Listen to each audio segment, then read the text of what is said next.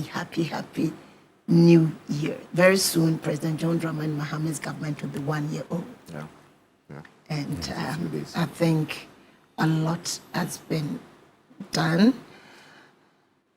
And, with my brother in the seat and talking about, creative arts, I think that if for nothing at all, trying to decentralize what we call the National Theatre with these amphitheaters, it means that it's a good news for us.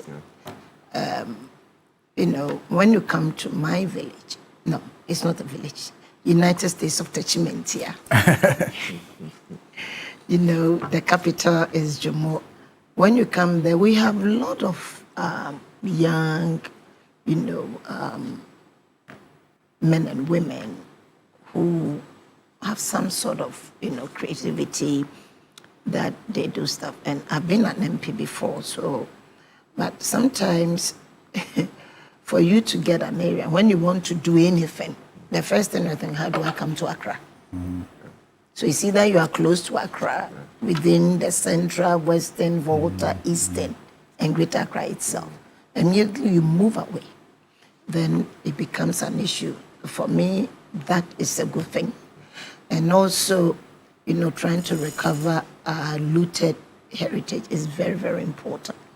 I think it's time that we go all the way out for that. And so for me, my expectation this year for the creative art industry, one is to be able to decentralize somehow what you're saying, to make room for smaller groups so that it's not everybody, okay, I can't get nationality, I wouldn't go to National Theatre because maybe my numbers that I'm using, they are not big.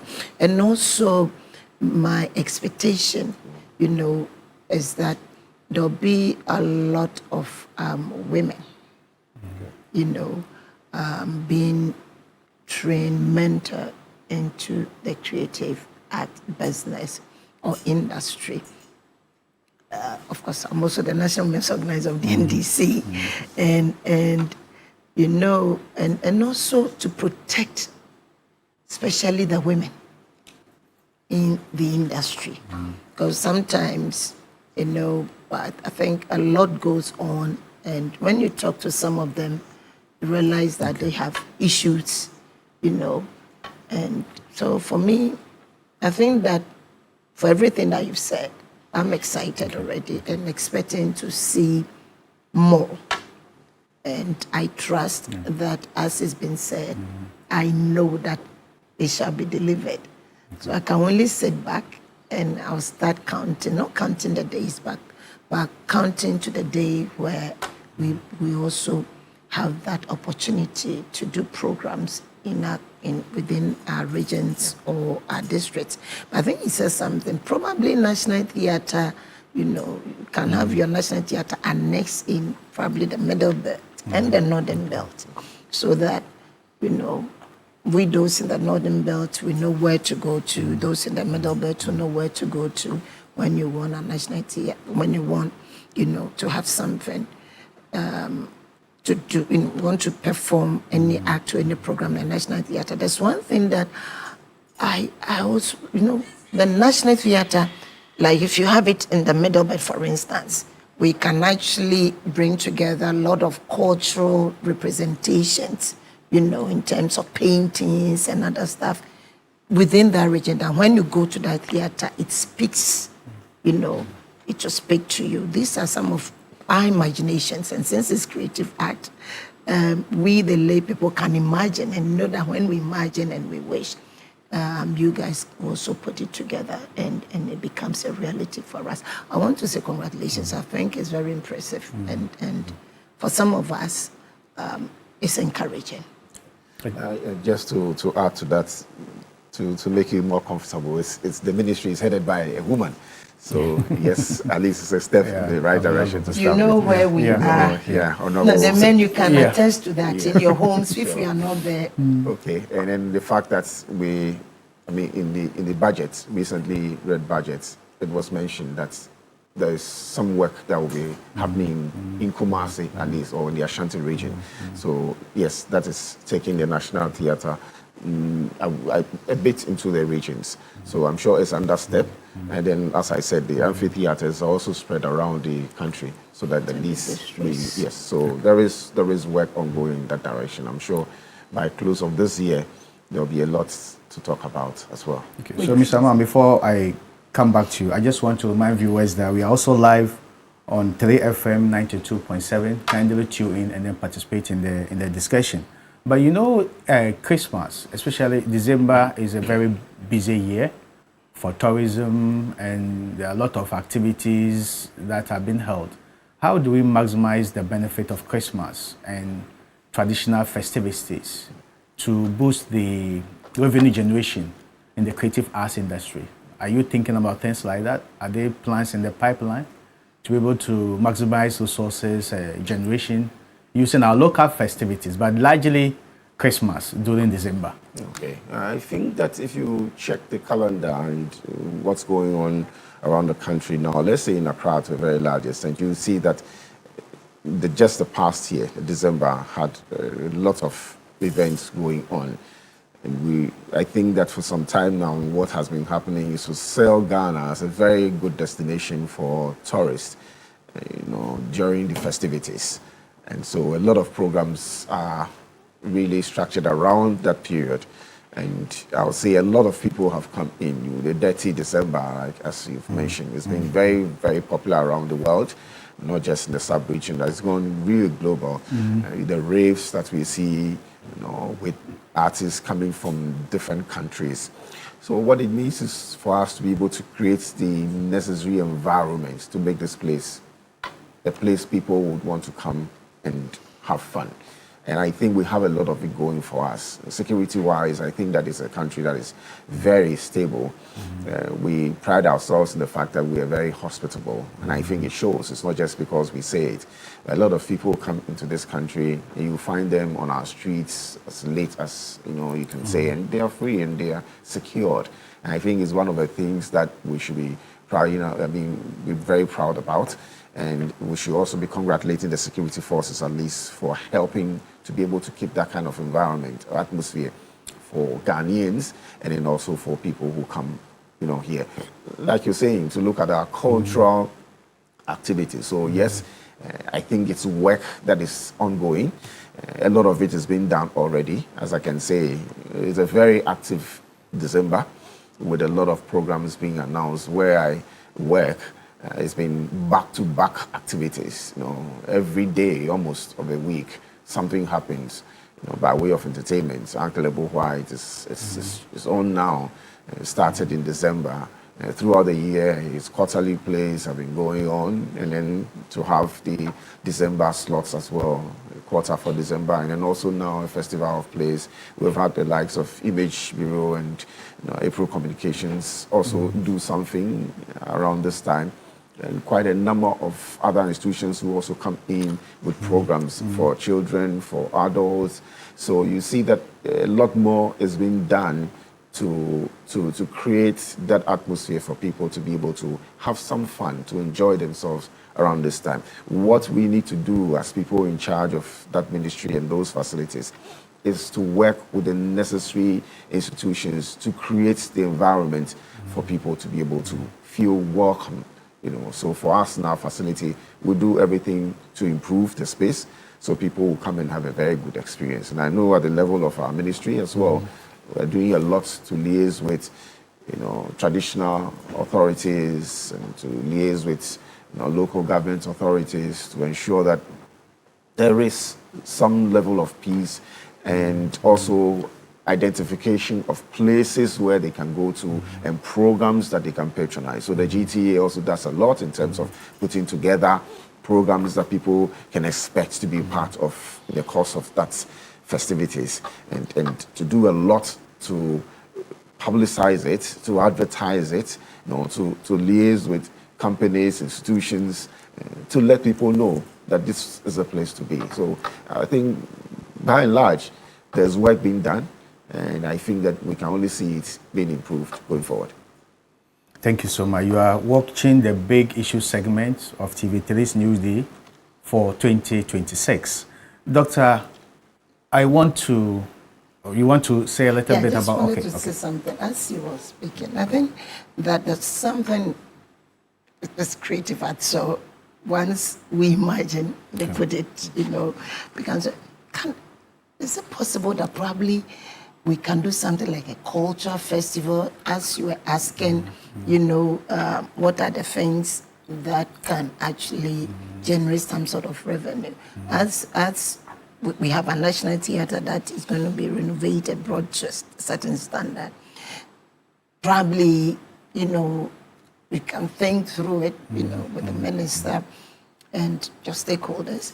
You can actually organize a culture festival, probably in December, towards the activities, towards Christmas and towards the New Year, where we will see a lot of rich culture exhibition, including different kind of food, typical food.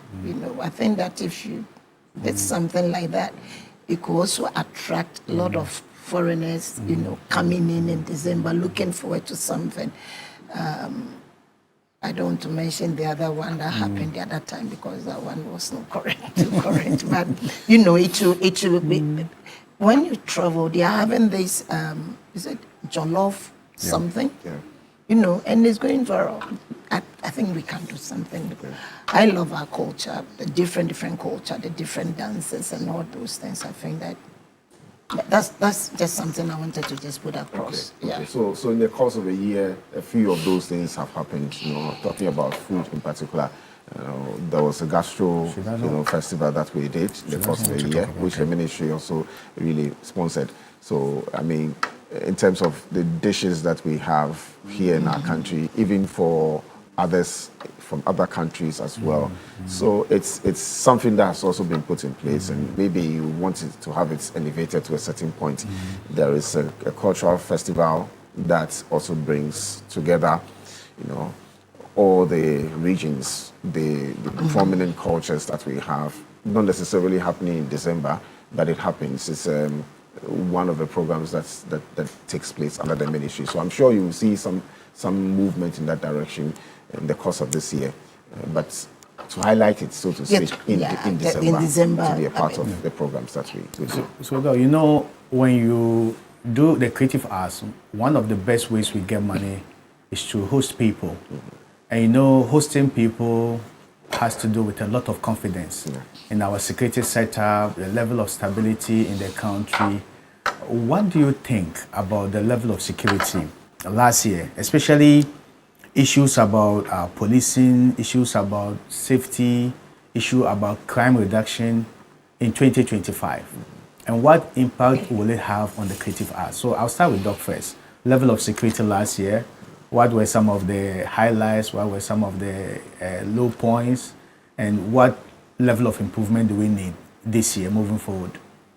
Generally, I want to say kudos to the IGP and to the heads of our security. When you talk about security, police is primarily what we look at. But when you look at our checkpoints, you see the military, and sometimes you see our custom officers. Sometimes when we're having programs, you see our prison officers. And so for me, to all of them, we say, bravo, they've done well. I think that last year, because we just move in here, when we talk about last year, I'm thinking about 2024. So we can only compare last year to 2024 and then our expectations for 2026. It used to be a lot of these mobile money killings and robberies. You may help me, but I think that it's died down. We've not been hearing of those in the daylight armed robberies at traffic lights. Vendor points. The vendor points. But even there was a time that even stopping in traffic in the afternoon was scary because people were attacked in traffic. I think that it's gone down. We've not had issues of police abuse of the general public. And Christmas, we yesterday, 31st, and in fact, I was saying when Jesus wants to come, I want him to come 31st. Yeah, the whole street was full, and we've not had any incident from yesterday to today. Through our Christmas period, it's been really a joyous Christmas. And yesterday you could see around 3 a.m. to 4 a.m. the police, they were on the roads, trying to control traffic. And this time when you see the police checkpoint, they are really checking. Okay. They are really checking. I was it yesterday? Either yesterday or the day before yesterday. I was late, on the road. I think it was yesterday. And there was this car chasing. It was the day before yesterday. And my driver saw it. And you pass it, you pass it. Then we saw the police barrier. Then I said, okay, once we cross the barrier, let's just stop so that the car could stop. And funny enough, when we stopped and the finish and we passed, we parked. The police stopped them. And as I saw they were delaying, I told the driver, let's move. And as we were going, I was looking back. I realized that they were doing a thorough check on that particular vehicle. So it means that they were up to something. I could be wrong, but from the distance where we were and they were still there with the police checking them, probably they saw something, probably they suspected something. I think that the police presence, has given us a lot of comfort, and their actions have actually also deterred a lot of armed robbery. One thing that they did, or they are doing now, that I'm particularly happy about, is people using names of public officers or public figures to defraud other people. The previous years, I had made report to the CID. That's 2024, 2023. I did 2024. And they told me there was nothing they could do. Only for me to be called 2025 by the CID, and they had arrested about 60-something years old woman, who was using my name, and she had actually defrauded people to the tune of over 600,000 Ghana cedis. Exactly. And another one followed. And I thought that was very impressive. And so I would say kudos, because when you talk about security, if all these things are checked, and it's not just the police, I can talk about Yoko also is out there, fighting some of these fraudsters. We have the security agencies. So if I'm a foreigner and I'm coming into Ghana and I know that my security is assured and I can comfortably come and travel anywhere in Ghana, if you tell me that there's a program or there's an activity in the northern part of Ghana, I should be able to go, or to Ashanti, to Volta, to Central, any of the system regions that we have, or to Ahafo. We have very beautiful culture in Ahafo. So you're all welcome to come to Ahafo region. I think that they've done well.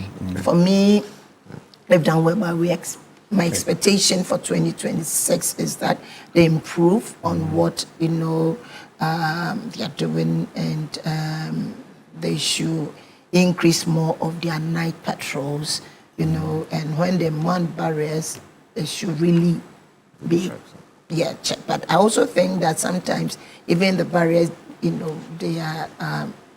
they serve as this incentive for criminals, because once the police is there, snap checks, they could decide to check you or not. So I just want to congratulate the IGP and all his lieutenants, all those in the security agencies, and to congratulate the Commander-in-Chief of the Ghana Armed Forces, also the President, and our Minister for Interior and Defense Minister, and all of that. So to me, generally, I think that they are doing well, and it is creating that safe environment, for tourism. Okay. Yeah. So, Ma'am, you have been in this sector, and we know the level of the extent to which security, safety, and stability guarantee this business. How do you assess the level of security and safety last year, and how does that tie into boosting the tourism sector largely, but also the creative art sector generally? If you ask me, I'll say generally it wasn't that bad. I mean, I'll start from just last night, which more or less climaxed, so to speak. I mean, after the watch night service, I just drove through town for a few minutes. I'll get onto the Oxford Street, so as we call it, and the presence there, the police presence there, really, really made me comfortable. And I said, yeah, they are out there doing something special today. It's not to say they've not done that in the past, but I could see, I can see a lot more, traction, so to speak, and that gives a lot of us comfort. Visibility means a lot. Yeah. That's, you don't necessarily have to wait for the crime to be committed before you go after the person. Just seeing you, deters, them a lot. So I say that was a good one. In the course of a year, we had a few skirmishes here and there, but that's to do with people in communities who were, they didn't have understanding of certain things, a lot of chieftaincy, one or two chieftaincy issues. It's a shared responsibility. I think that's it's for all of us, to think about the safety and the development of our country, the stability of our country as something that we need to work on together. That you can see the security, forces available and readily there to deploy. That they have done throughout the year. And I think it's been commendable. Whatever it is that is being put into getting that level of activity going, we can only wish to have a lot more of it, because that gives a lot of security to people. And I think I've also done a few travels around the world some time back. And the safety, I don't know, perhaps because I come from here, but when I go elsewhere, I think I have never felt safe anywhere like I felt here in Ghana. And it is really true. There are very, very advanced democracies you go into, and people tell you cannot go to this place at this time. Please be careful. And I never get that here in my country. I see foreigners who are on our streets as late as 11 p.m., having fun. We can pick a car and go home anytime. And that really is commendable. That really is commendable. If there's one thing we need to really ensure never departs, never escapes us, that kind of freedom, that peace that we have been able to nurture here, that we should be able to hold on to. And I think in that respect, we shouldn't spare any effort at all in helping the security forces to do their work and to do its work. So that's to a very large extent gives you the basis for whatever you do. If people are not comfortable, they don't feel like they are secure, they won't move into a place. So for people to want to come here in their numbers in this country during a festive time when they could be at home, enjoying themselves, should tell you that we're doing something quite good. And it is one of the things I think we should hold on to. So if you ask me, I mean, on a whole, I won't say 100%, but they've done quite some work. And we need to do everything to support them to be able to upgrade. And for us to see that modern, touch, a lot of that modern touch where crimes are committed, and within a short space of time, we're able to get hold of what camera footage can give us around the country within certain communities. That's what we see in advanced countries. Something happens and you find a camera that has captured someone and they can trace, and in the next few minutes or days, they are able to tell you who did that. So I think that is where we should be going. Some level is happening, but we should be able to beef up because we're getting sophisticated by the day. A lot more people are coming in who are sophisticated. Even our own are also getting sophisticated, just like Honorable talked about, cyber crime. People who are into that space, we can see and read of swoops and stuff that the police have been doing lately that really get into the heart of some of those. And it gives a lot of comfort to citizens. I think myself, and I'm sure a lot more people, to see that at least people who are defrauding us on the quiet are being located and taken care of. So security-wise, I think they did a good job, and we should encourage them. Okay. You are still watching the Big Issue segment of TV3's New Day 2026 New Year edition. and we continue with our conversation. But you can also join us on 3FM 92.7 and participate in the discussion. Doug, now, when we talk about safety and security, it also has to do with the level of professionalism of our police service. Last year, there were a series of demonstrations and other things that the police had to handle. Will you say that the police have been more professional in last year compared to other years?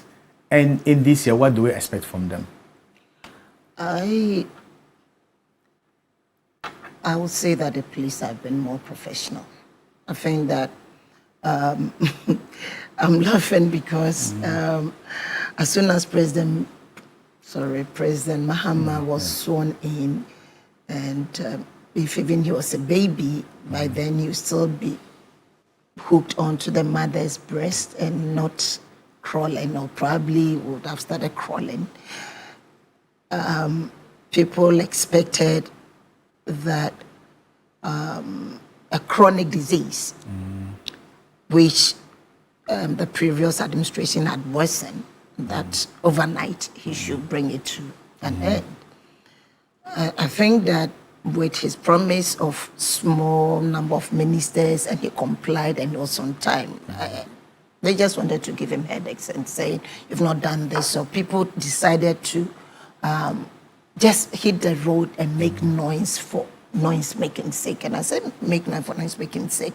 So they were ready to just provoke, the police. And other gatherings where people who have clearly,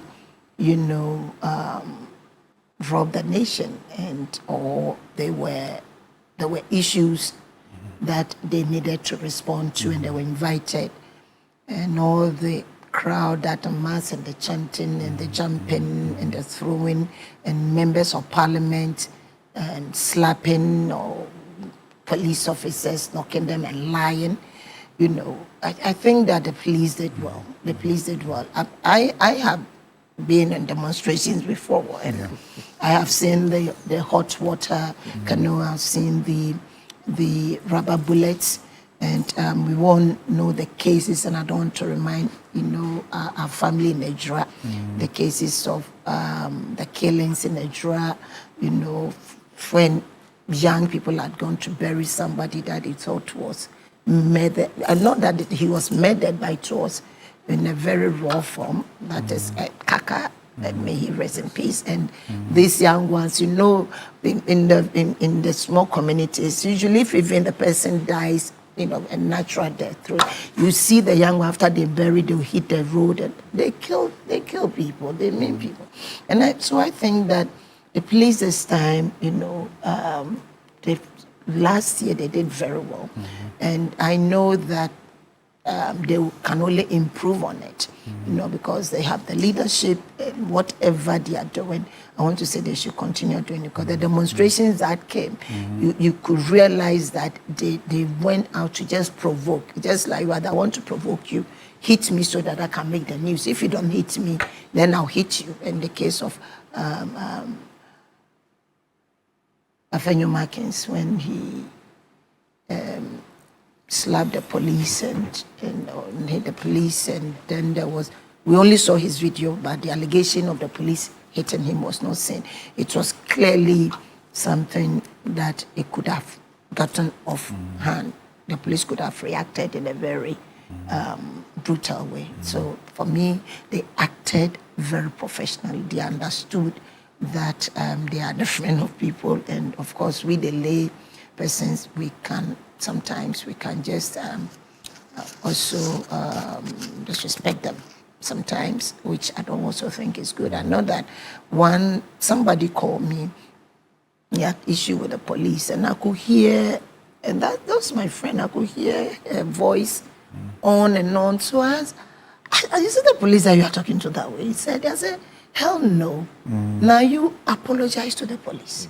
I actually drove there and got to apologize. And it was in the middle of the night. I took off. I went, I said, you apologize to the police. What I'm trying to say is that when we find ourselves in trouble with the police, if you want to plead or you want to state your case, we can do so without, being hostile towards the men in uniform. So for me, I would say that the police in Junior Deadwell, and coming from where I come from or where I'm working, Mineral Development Fund. We've done a lot with the police. And I want to say a very big thank you to the police, very big thank you to the military, to immigration. We've done a lot with them because sometimes you want to visit a community and it's not safe. And when they go with you, you see the amount of work that they put in and the amount of work that the police and our security agencies have put in to make sure that, professionalism, prevails in dealing with the general public. So to me, I think they've done well. Samam, let me come to you. Besides professionalism, one of the other things that can boost trust in the police service is the reduction of crime rates in the country. Do you think looking at last year, would you say that there have been an improved trust in our police service, maybe based largely on their professional conduct, but also the reduction in the incidence of crime in the country? Do you think there have been a renewed confidence in our police service? Yes or no? And what should we do moving forward? So I don't have the figures, to speak to. I can only speak to what I've read, what I've heard, how I also feel. And I think on a whole, I will use some pointers. The fact that when there is trouble somewhere, we see that they are available. They deploy quickly. We don't have a situation where things are getting out of hand in places and there is no security person. I mean, within a short space of time, they show up. Sometimes not too well equipped though, but you can see that they are there and trying to make use of what they have. And I think that citizenry also are beginning to trust them to do their job. There are a few cases where you have people take the law into their own hands. We want to, as the Honorable said, demonstrate, go fight with people and initiate attacks that sometimes are unwarranted. But they are there most of the time. There are a few infractions that we get to hear of, people talk about, it's debatable and all of that. But what makes me comfortable is the fact that you see them. They are available.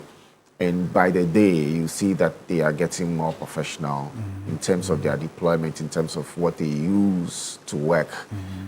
They come more well-dressed these days. They come, you see their vehicles and all of that. You can see really that there is some real professionalism to do with that. And for me, that exudes a lot of confidence, on the part of this citizenry. And I think that we should help them whatever it takes to get them to improve. We should, like these days you're seeing a lot more sophisticated crime being taken care of.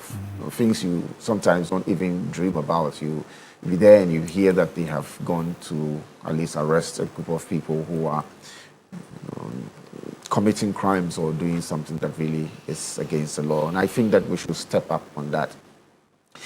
What my disappointment has been over the years is how we have virtually allowed almost anybody to walk through our borders, come and establish themselves here and do what they want. I mean, Galamsey is one of the big things. I used to work here as a journalist. We traveled around the country a lot to do reportage, not necessarily on Galamsey, but as you drive past certain communities, you find people who are doing their own thing, sometimes so close to the roads.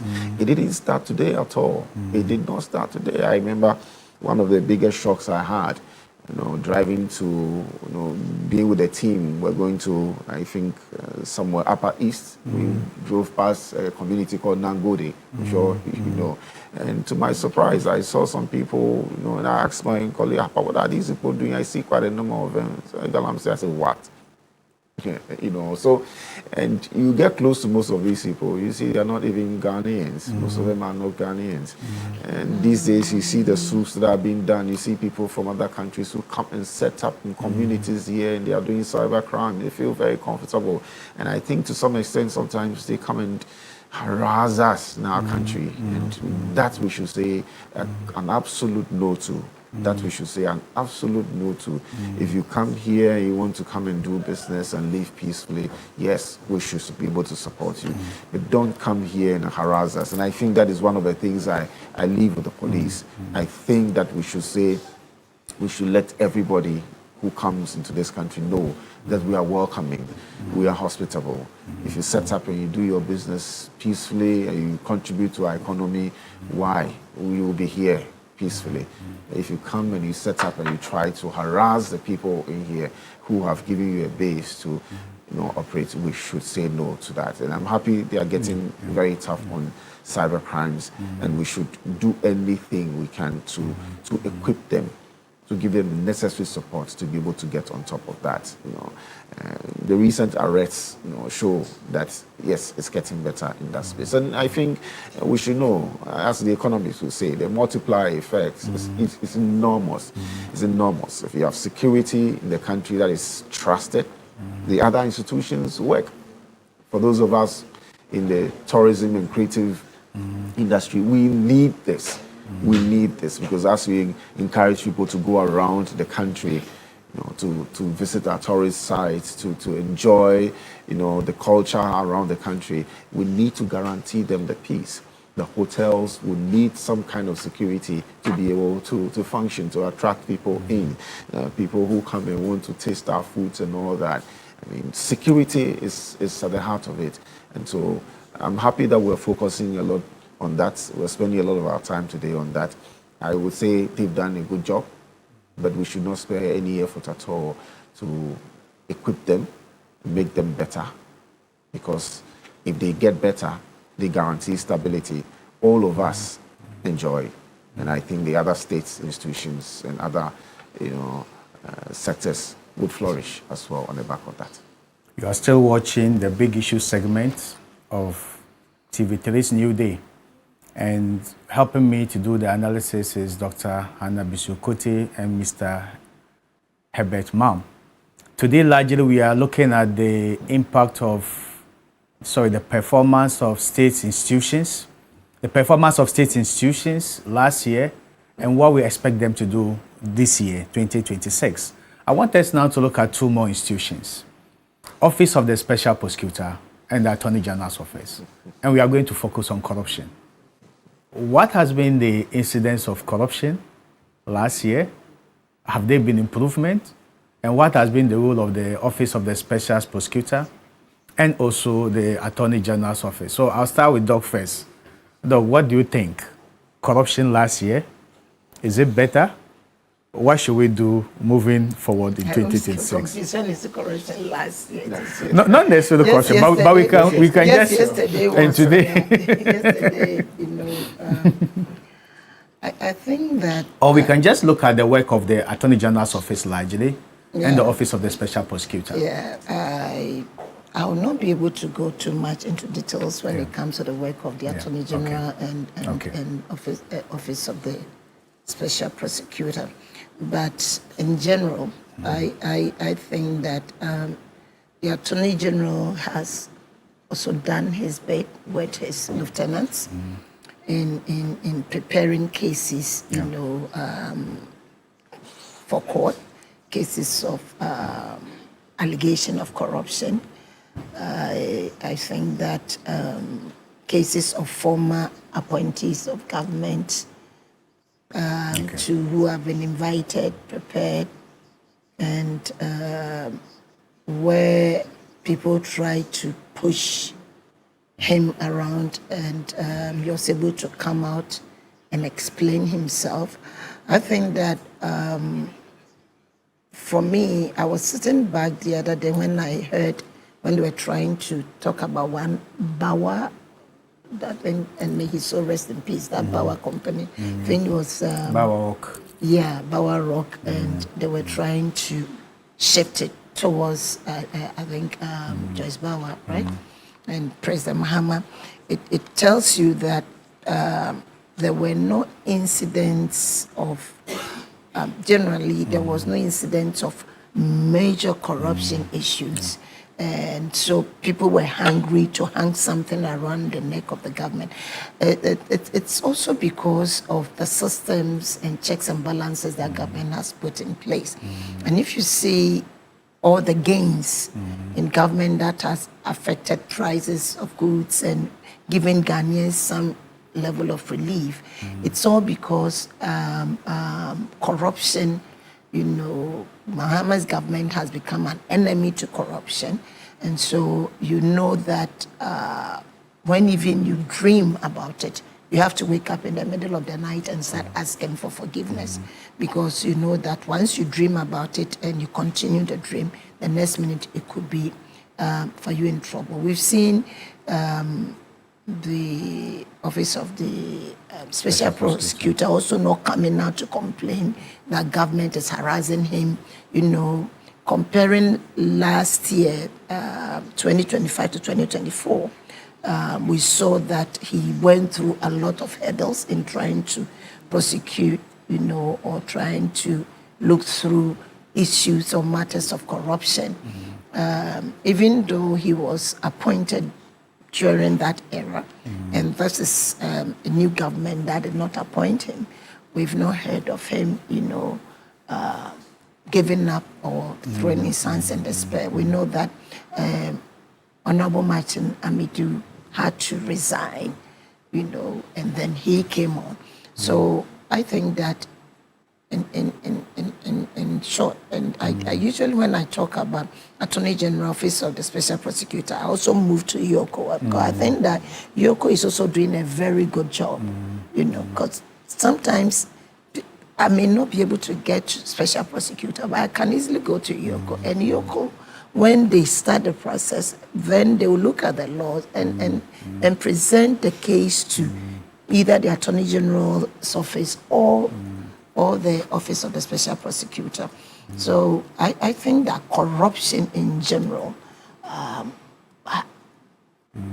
not saying it's 100%, but for a country like ours, for us to go through the year without getting scandals from government, scandals from government officials, scandals of even from public officers, civil servants, or no chief director doing this or no this director doing that, it means that the things that have been put in place, the checks and balances are working. And also with it started with oral, then it ended, oral package and Attorney General, picking up the files and meaning, prosecution and not persecution. It is not only something for the past administration, but it also serves as a yardstick for us, for you to know that, look, if you misbehave, this is John Dramani Mahama's government, and the law will deal with you. So I think that in general, I will not assess in percentage terms, but for me, one of the biggest things that I look back, I think even yesterday I was talking about it, I said, wow, we've gone through the year without any scandal. And so no wonder people are trying to say, Bower Rock, and try and pin a member of President Mahama's family to the Bower Rock. So I would say that we are doing well. My expectations this year is that we should improve, and that those who have to go to court, who have been found wanting, with the law, and they have to go to court because of corruption. I think that our judiciary system, they should try and, fast track it and make sure that at least we end the year with some sort of results, either government money is retrieved or people punished for what they deserve, or the right punishment given to them per whatever crime of corruption that they might have committed. That is my expectation, and my expectation also is that Attorney General will do more, and my expectation also is that government appointees, not just government appointees, our public officers will now adhere to the dictates of the law, and all of us will help president to protect the national press. Today, we had good Christmas because things were done well and not to perfection, but for me, I don't know how he did it because for what we met, for we those who are not even economists, we know what we met and how the president has been able to maneuver. And today, prices of goods have come down, things are moving well, you are not hearing all this noise. I think that is a good thing. So my expectation is that as Ghanaians, we should all support His Excellency the President and his government to succeed, because when corruption dies down, it goes well for all of us, including, our grannies in our villages. Mr. Mam, I learned you believe in a shortage, so I want you to give your concluding remarks, then I'll wrap up with Doc. Okay. So if there are any concluding remarks. On OSP, on AG, on corruption, look, this is something I've been thinking about, and it didn't start today. I think that we take for granted what a peaceful environment can do for a citizenry. We take for granted. If you wake up early in the morning, you're driving to your office and you hear that appointees have done something wrong, and you get charged. You get charged and people are discussing. You don't spend your time on, so to speak, productive things. So to have gone through the year knowing that the appointees of a particular government have not done what would make people get charged in that space means a lot. And I should say a big thank you as well. And congratulations to Her Excellency President John Mahama for setting the pace, and he's letting all his appointees know what he will tolerate and what he would not. And I think by and large we are doing our best to also comply. And that gives a lot of people comfort to be able to go about their duties, spend their energies on other productive activities instead of thinking about what could be happening with our purse, what could be happening with our country in the hands of these group of people. I think that we should not take those things for granted. So for our appointees, good job, and we should continue in that way. I think what we've seen so far has been largely issues to do with what had happened in the previous government and the previous appointees who are now being brought to book, so to speak. Obviously, the cases have not run their full course, so we are unable to say they be, but at least we see the trajectory which they are going. And I see the kind of pressure that's been mounted on the Attorney General. I think it's to be expected, but he's also doing his professional job. As a lawyer worth his salt, we don't rush to court with cases just because your people want to see something done. You've got to build a watertight case so that it travels the length and you are able to get your way through. Other than that, it fizzles out, and that also does not work out for your reputation. Also, taking note of the OSP, the fact that he was not appointed under this government, but I love what you have said about the fact that I think he feels comfortable. He's doing his job. He's not being harassed. Obviously, there's pressure on him. There are things that people are expecting him to deliver on. There are very big highlight cases that people think should have seen the should have ended by now, at least seeing some very good traction, which you are not seeing.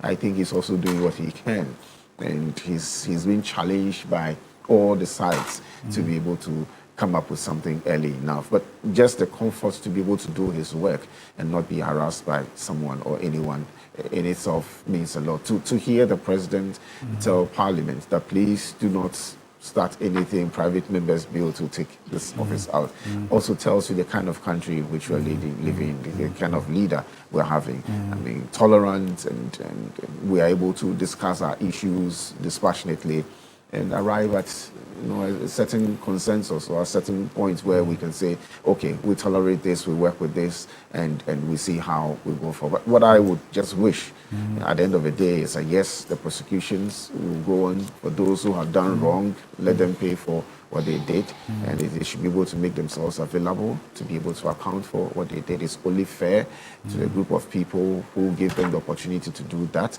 I'm sure for those of us also in office, we should be able to also account for what we are doing. We shouldn't just be focusing on others. It should serve as a lesson, a warning to all of us. And look, while we get the opportunity now, we've got to conduct ourselves well so that we don't put the citizenry under pressure. They should be able to have their energies liberated in other areas, go about their duties, be productive, and expect that the trust they've given to us, we would not betray.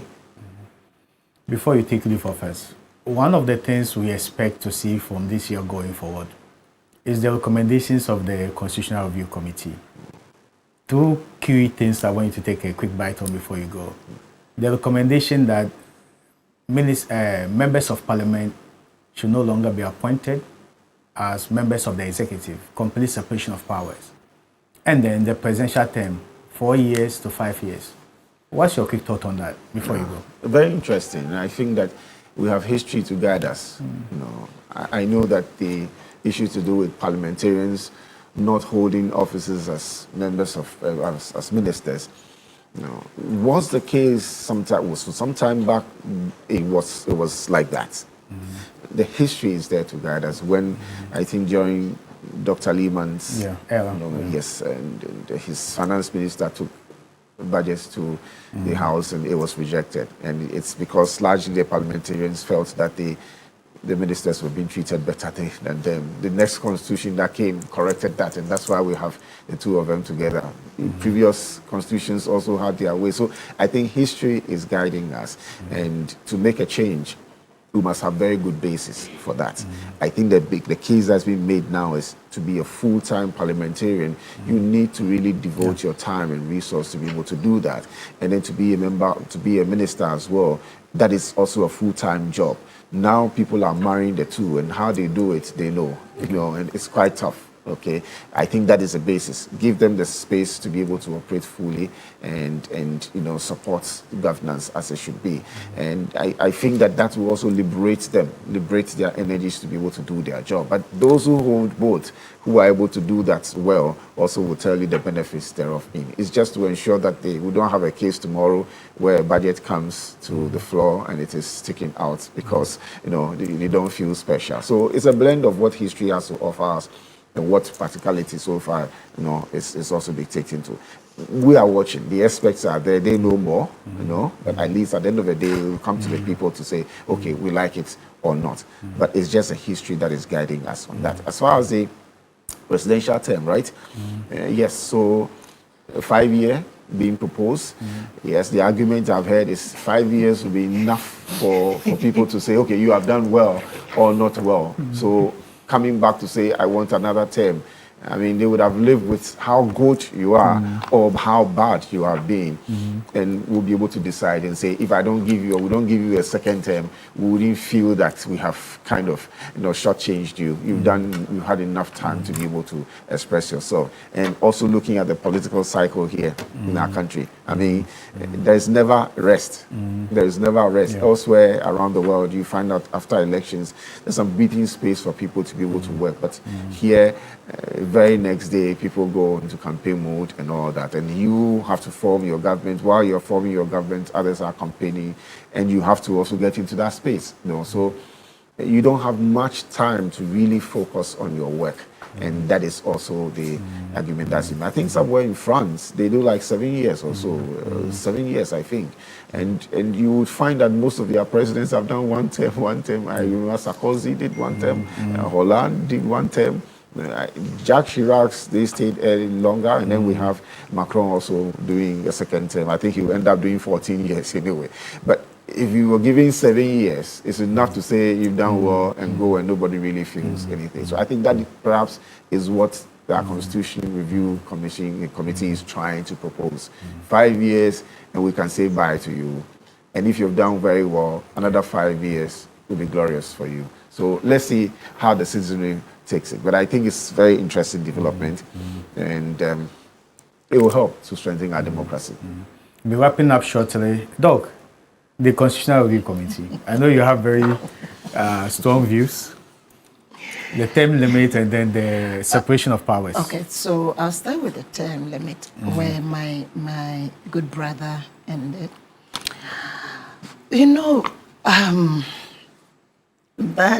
That is, I'm of the view that 4 years, actually, as he said, basically a government takes about a year to have a full complement of the government. I think President Mahama did pretty well, because I remember 2013 when I was appointed as the Deputy Minister for Food and Agriculture in charge of livestock. My vetting was in late April, and I was sworn in May. But this year, by February, ministers and deputies were being, vetted, and his, agencies and departments heads. And so he did pretty well. Experience. It's experience, good experience. And but because, this campaign, there's a law, election law in this country. I think there used to be a time that if it's not this period, you can't campaign. And I'm not being political here, I'm being realistic. Studying literary, when the MPPs lost 2008, immediately after that, the then candidate, Nana Addo, and his people hit the road in the name of Thanksgiving, and then they were campaigning. So it just destroyed everything. But we have a law. So if it's not being enforced, what can we do to enforce the law? Come to the 5 years. The 5 years is good. If you have a president like John Dramani Mahama, a good president. But I'm looking at that 5 years. It means that if it was a 5 years, they would have been dead by now. Because I know where you're going. Yeah, no, it's true. We'd have been dead by now, because when you say 5 years, it means I would have had to go all the way to the end of 2025. 2024, we were dying. And so for me, it's good. That's why, it's good and bad. I love the 5 years idea, if we have somebody good in place. But if you have this combination of Nana Addo, Bawumia, you are in trouble. That is the truth.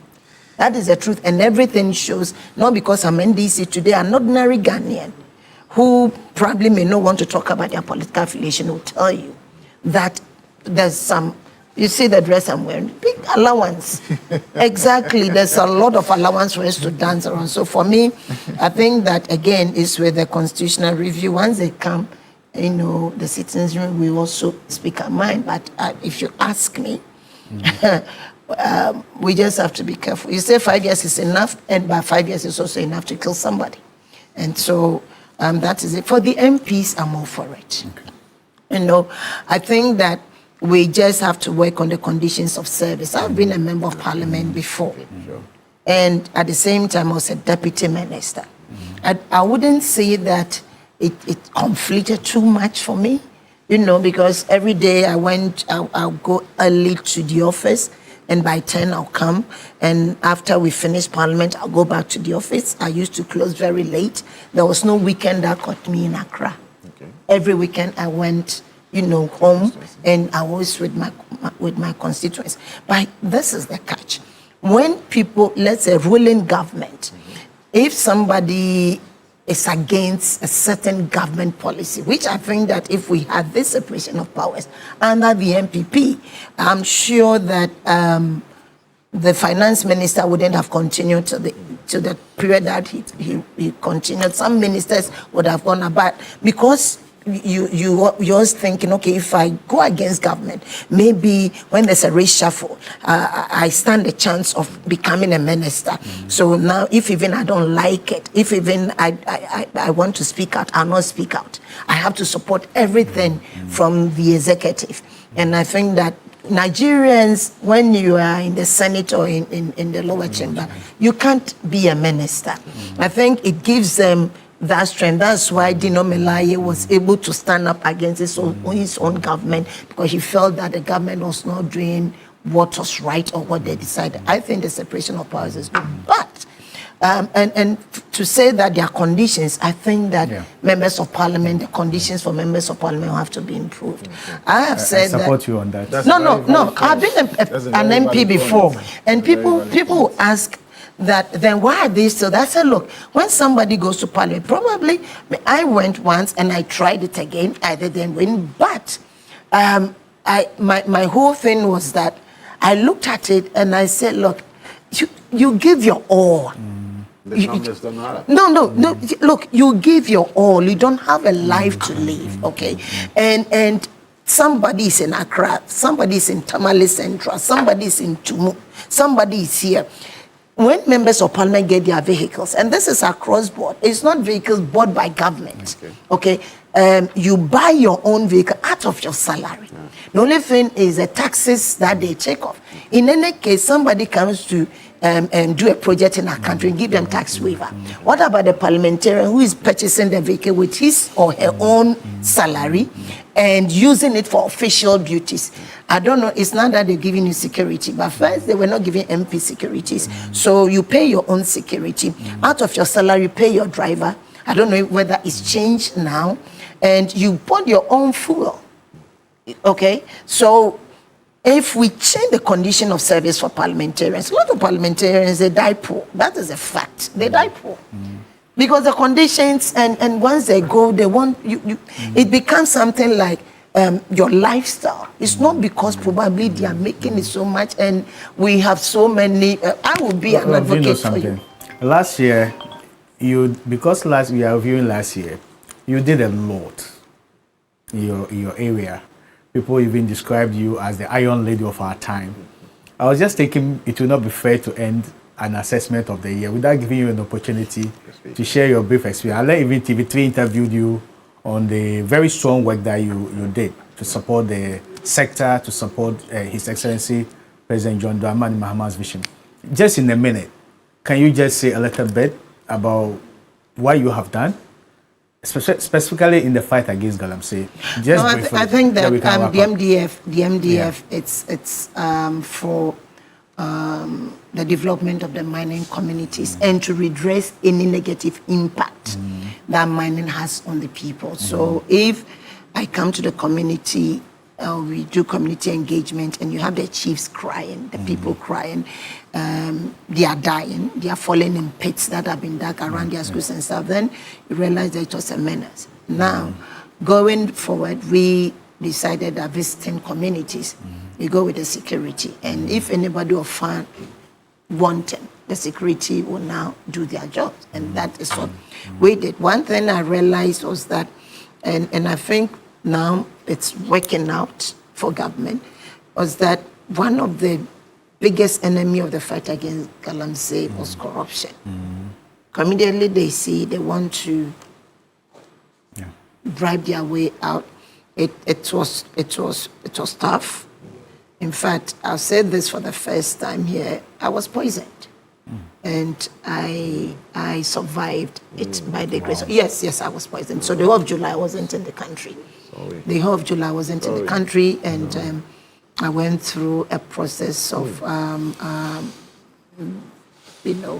cleansing of the system by the grace of God. I had a very good. Because of my husband, I had a very good medical attention, and I had to go back in September, for correction because it irritated some part of my system, and I had to go back again. And this December, and by the grace of God, I have officially been discharged with a clean bill of health. So it's a dangerous work. But I keep saying this, that when I go in once and ambush is laid, and people think it's a forest, that's not the forest. What you see are the communities. It's not I've never entered the forest. But what you see are the communities. So their only source of water is Ofin. And then Ofin, you go maybe, give yourself maybe just about 1 kilometer. It's just behind these communities. And Ofin has been diverted, polluted, and the people are being brutalized. Children are falling in pits. There are places where in front of clinics, they've dug. So it's a very dangerous work, but by the grace of God, I think we are getting there. The chiefs are coming, and we are working together with them, and to get our communities sanitized so that the Soma desired development we can send them. We've also pushed something we call the PPP, polluter pays principle. And by that, we've been able to get people who have actually destroyed some of our communities that you pay, we come and we make sure that you do the right thing, you cover the pit, you know, and then we have a robust research department. Either to MDF didn't have that, but now we established, you know, a strong research department where we are in touch with medical doctors, with some professors in the university. A lot of research is going on, and so we are also we also in collaboration with Logist. Logist is an NGO into seedlings, and so there's a lot of research work going on. And then seedlings, you know, that with trees that when we plant them, they can actually absorb the heavy metals from the soil and all that. So for me, in general, it's a hard work, but for me, the president he established MDF. In 2016, he had a vision. That's why he established MDF, and that vision must, you know, reflect what the reason for the establishment of MDF. So the fight against galamsey, I think that it's a complex one. It's a complex one, saying that, you know, I remember when it started and also this, you found journalists, people, if I'm a member of parliament, if I'm taking some to court, we are chasing them to serve them, but we get them, you know, coming out and lying. This time I said, okay, when I'm busy working, so when you lie on me, I'll take you to court. Look, and so we really applaud for you. us, but it takes all of us, especially the journalists. You know, some of those who know the truth, but they just decide not to go there with the truth. TV3 has done very, very, very well, and we are very, very grateful. And I think that going forward this year, my expectation is that if not total eradication, to go to the barest minimum. As I said, it's a chronic disease, and as a doctor, I'll end up by saying that chronic situations. Just tie into your closing remarks, and then I'll that's what I'm doing. It's a chronic issue. So what you do is that it has a protocol that you treat it. You can never handle it with an acute system. But as chronic wounds, as you go treating and you're consistent and persistent, at the end of the day, you get a healing, and I'm sure that you will get that. Thank you so much for the great works you've been doing for the sector and for the president. Mr. Mang, in a minute or less, well, I can take your concluding remarks. Okay, so let me say sorry, you know, for what you've gone through. It's a bit frightening to hear that, but we thank God that you survived it. So you're working for our country, so we're grateful, and we hope that, you know, you will survive this and do a good job for us same time. And I would say that we in the creative space are happy for the opportunity being given us. We think that some attention is coming, you know, to bear on us. We are grateful for that. This is a sector that really can bring in a lot of money. We've been quoting the fact that last 2014, 2024 ended up with about $4.8 billion, you know, dollars coming into this country. And we think that if you give us a lot more, we'll be able to make this place beautiful and bring a lot more people here, and even let our own people begin to appreciate our culture. That tells a lot on our identity as a people. So we shouldn't just see it as a place, a sector that is going to give people joy and joy. No, it's about our culture, it's about our identity, and it's about how people see us and how we are able to stand out in the crowd wherever we find ourselves. So we ask for more resources, and then we are happy that at least we are seeing some traction in that direction.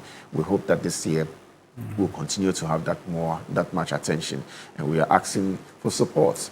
We are everywhere. We deal with any almost all the sectors, all of us. And so we will just ask for support and collaboration to be able to get that done. We at the National Theatre are also doing our best to make it more welcoming to Ghanaians who use that place, and hopefully to take off with the renovation this year. And I'm sure by the close of it, we'll see a state-of-the-art technology, which a lot more people can come and have a very good experience in. So an opportunity to say thank you to His Excellency and a Happy New Year to him and to all our appointees, and then to you and all Ghanaians as well watching us. We are grateful. We can only get better this year. And we'll come back. Thank you so much. It's been a very interesting, wonderful discussion this morning, but time is just our problem. Time wouldn't allow us to do whatever justice we wanted to do to these topics.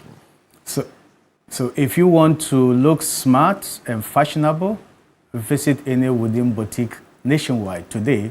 Woodin offers an amazing collection of authentic African fabrics and ready to wear that come in beautiful designs and colors for men and women.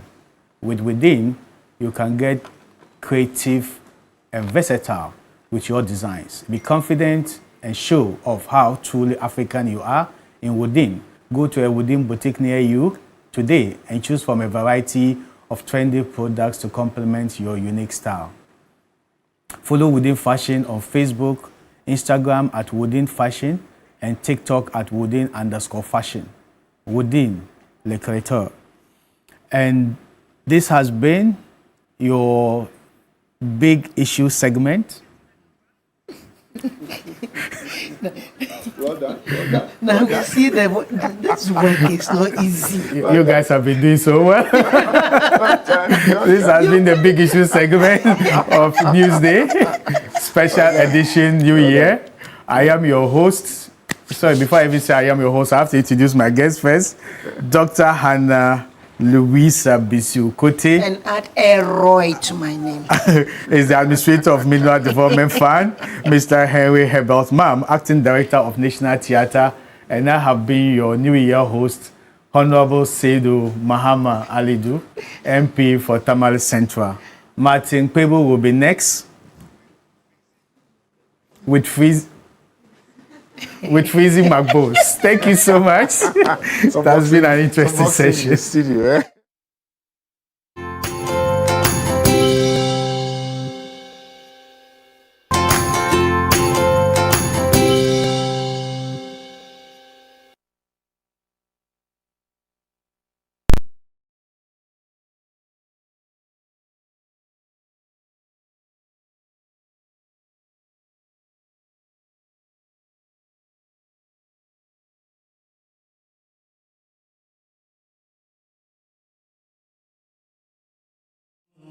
Being respectful and polite is good, but is it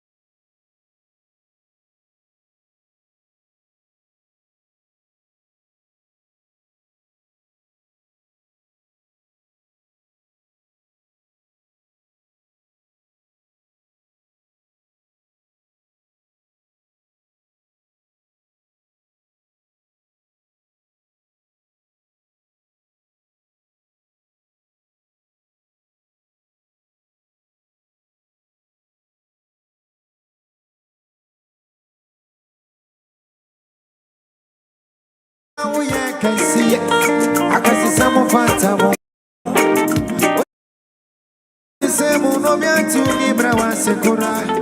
Eti abodi ni naranko tu mami nyanko ponko anya ni wope.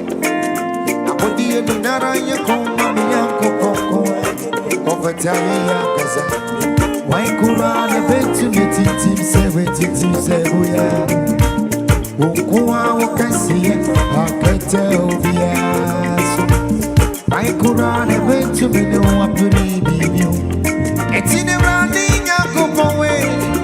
who's in a dinida?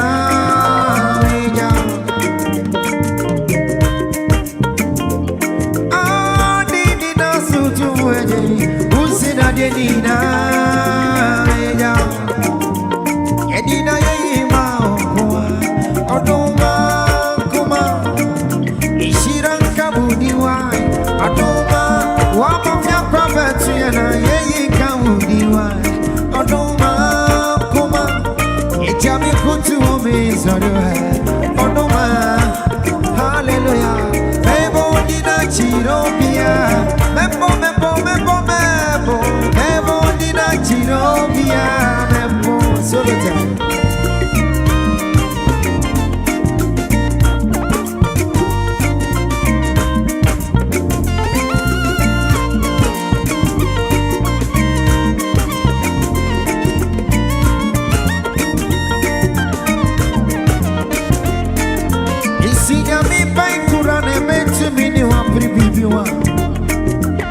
Zumi bankura ne beti mini waya wa wejuma. Ye oduma kuma. Zumi bankura, zumi bai. Zumi bani nana, enya ni nana wa. Emoduma sudao, abodi elina.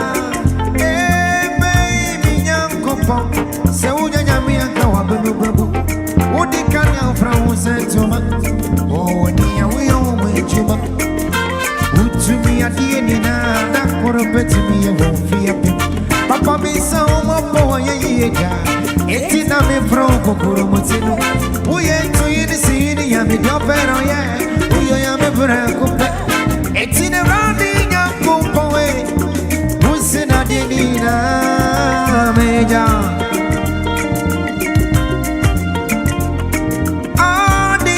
Zutu vaje usina dinina meja dinina zutu vaje usina dinina meja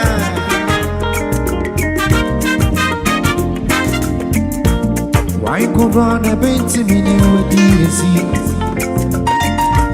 Dia upena uyenti kwa suana ya dia upe Kokubu samkura ni muse Uyo ya mikro na ucheno kura Fize uyo ya miaka Wanyidi ubodye ne mbo wache Euradia ya ne wanama ya ne wanama ya ne ya pemona Enu timidye mebo budi Fize unyo biya mpidi wanyidi Emodu mandi adasese unyo biya mpidi wanyidi Etini rani nga kumpowe Usina denina meja Wama fiampa betu yena pape Usina denina meja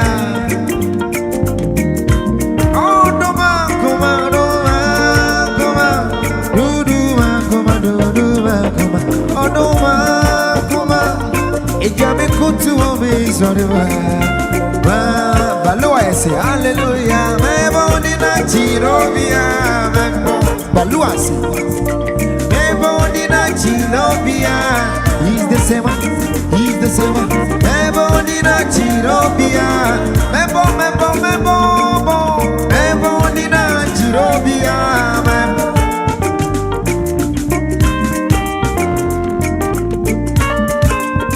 Afishapa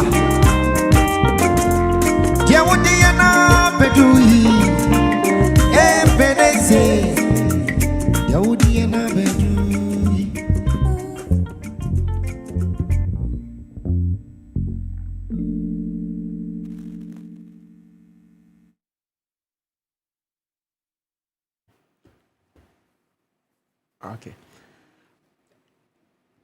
Welcome to the sports edition of New Day. My name is Martin Kpebu. Now to our first story. The end-of-year FIFA men's ranking has been released by the World Football Governing Body. Released on Monday, December 22nd, the latest ranking see Ghana remain unchanged at 72nd.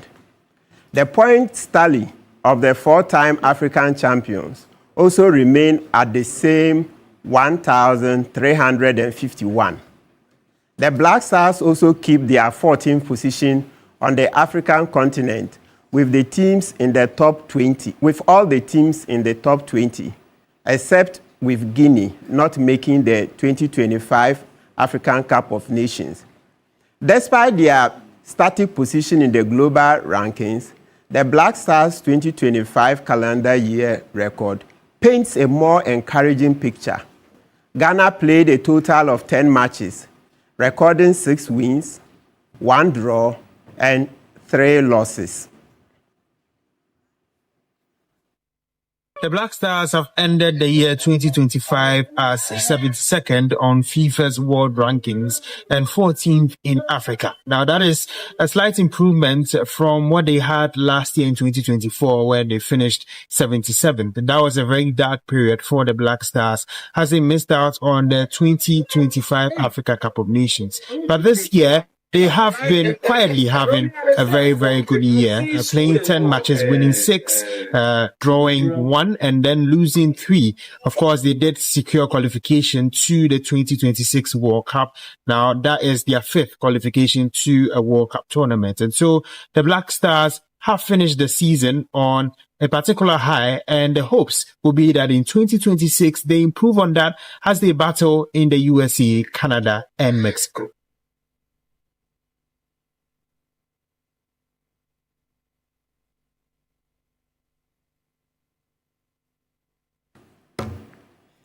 Moving on, after a tournament or a game, everything seems to point to the playing body when the teams win, lose, or draw.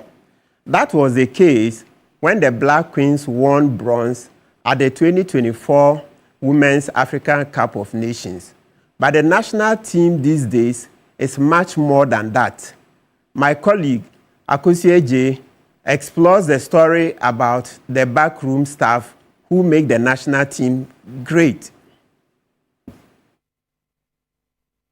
In the success story of the Black Queens winning bronze at the 2024 Women's African Cup of Nations is Renee Opari Otu, the team dietitian.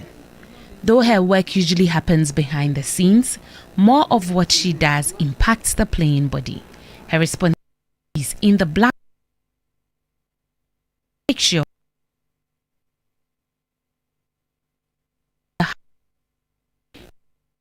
of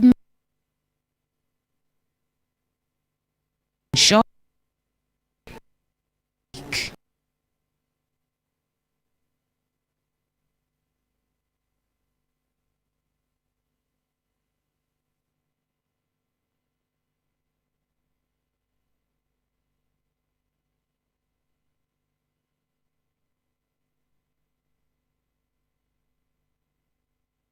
Should I go? While many retired footballers transition into coaching, punditry, or administration, former Black Stars midfielder Rabiu Mohammed has chosen a different path, that's agriculture. The 35-year-old, known for his tenacity in midfield, retired from football in 2020 after suffering a serious knee injury and now dedicates his time to cocoa farming. 3 Sports' Emmanuel Owusu tells the story. Since the 19th century, cocoa has been one of the most important crops in Ghana. Farmers produce tons of cocoa each year, making Ghana the second largest exporter of the product in the world. For those involved in cocoa production, it is a rewarding business venture. But for former Ghana midfielder Rabiu Mohammed, it is family heritage. His great-grandfather was a popular cocoa farmer in Konongo in the 20th century, and passed his knowledge down the family tree. In his youth, Mohammed joined his parents at the farm and played football in his free time. As the days passed, the combative midfielder focused heavily on football. Every Saturday, I was I was going to the farm on Saturdays before playing football, so I had the passion for it. Rabiu enjoyed a professional football career spanning over 12 years, during which he played for 9 clubs. His crowning achievement came in 2009 when he helped the Ghana Under-20 team, the Black Satellites, secure a historic FIFA Under-20 World Cup victory, the first by an African nation. He went on to earn over 30 caps for the senior national team, representing Ghana at the Africa Cup of Nations and the FIFA World Cup. Unfortunately, his career was abruptly cut short in 2020 due to an ACL injury that forced him into early retirement. Unlike his illustrious teammates such as Michael Essien, Stephen Appiah, and Asamoah Gyan, who transitioned into coaching, administration, or punditry, a 35-year-old returned to the family business. He devotes his time to his farm located in Krofa, near the Konongo Odumasi Road.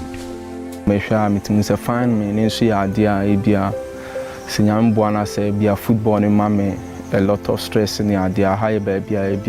I felt that if football will give me a lot of stress, the farmland will be a place where I can find some peace. Hi, good morning, Freezy McBones. Morning. Yeah, welcome to 3 Sports. Great. Thank you. Good. I'm extremely delighted to interview you this morning. I hope you're doing well. I'm doing great. Happy New Year. Many happy returns. Okay, so Freezy, what would you say 2025 did for you? It's been it was a good year, honestly. I did a lot of extremely hard work through the years, and at the end of the year, it was worthy. So I think this year, 2026, is going to be another extremely year. Great. So in simple terms, if you were to consider 2025 a boxing round, how would you describe it? A win, a loss, or a draw? Most definitely win. Okay, great. Now, so let's stay on 2025. What would you say that year, the toughest lesson that year taught you?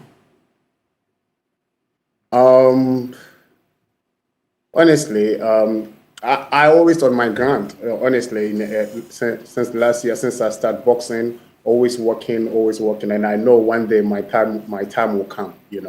So last year still taught me to not give up. For whatever I'm doing, I still need to keep it up. If, for example, if I'm doing 10 press up today, I have to do more because one day the time will come. Oh, okay, great. So would I be correct to say not giving up was your greatest personal growth for last year? Oh. Most definitely. Yeah. Okay. Yeah, not giving up. Because that's the key. That's the key. Okay. That's the key. I always keep saying, and I always use my part of my story to motivation the young boxers. They are coming up. I said to them, look, you guys are lucky and you start boxing earlier of your age. I start boxing at the age of 27, very late, and I'm still, working my craft up. So whatever you're doing, don't give up. Keep working up, and one day you'll be successful. Oh, great. That's very inspiring. Now, Freezy, so I understand fans call you Freezy McBones. Now, looking at 2025, would you say it was more about your personal career or it was about showing off? I see you have a lot of swag, etc. It's more about my personal career. It's not showing off. Showing off is, I don't know. why people seeing it like that, but that is me, you know. That is how I live my life. Okay, great. And so, looking at 2025, what would you say was the best moment, or let's say the moment that defines your boxing career in that 2025? Obviously, it's the end of the year, December, 22nd of December, Freezy versus Worldwide and Jonathan Tete. Yeah. Okay, great. Now, you know that naturally every fighter has a moment they wish they would replay. What would you say you would do differently if you could rewind 2025? No days off. Keep grounded. No days off. Okay, that's interesting. Okay, now let's look at your style. All right. Yeah. So, what part of your boxing game improved in 2025? I would say I'm still learning. And I'm still crafting. I would say jab, and I'm still learning more jabs. You know, obviously, I got my coach here in Europe, and he's still teaching me a lot of things. But I think my job is getting better, but I can do more, so I'm still learning. Okay, that's great. Good to hear. Now, so as we look to 2026, what version of Freezy should we expect? Stronger, smarter, or more entertaining? 3 of them. Very good. Very eclectic in approach. That's good to hear.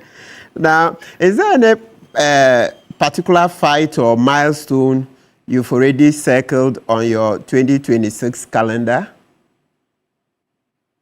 You mean my next fight? Yes. Yeah. I think I'm gonna have one more fight in Europe. Maybe I think maybe end of this month. You know, it's still ongoing, so I can't give a lot of details out. But hopeful end of this month, I'm gonna have my I think my next fight in Europe, in Paris. Okay. And so now that 2026 is coming, that's 2025 gone, what one habit can you say you are carrying over from 2025 to 2026?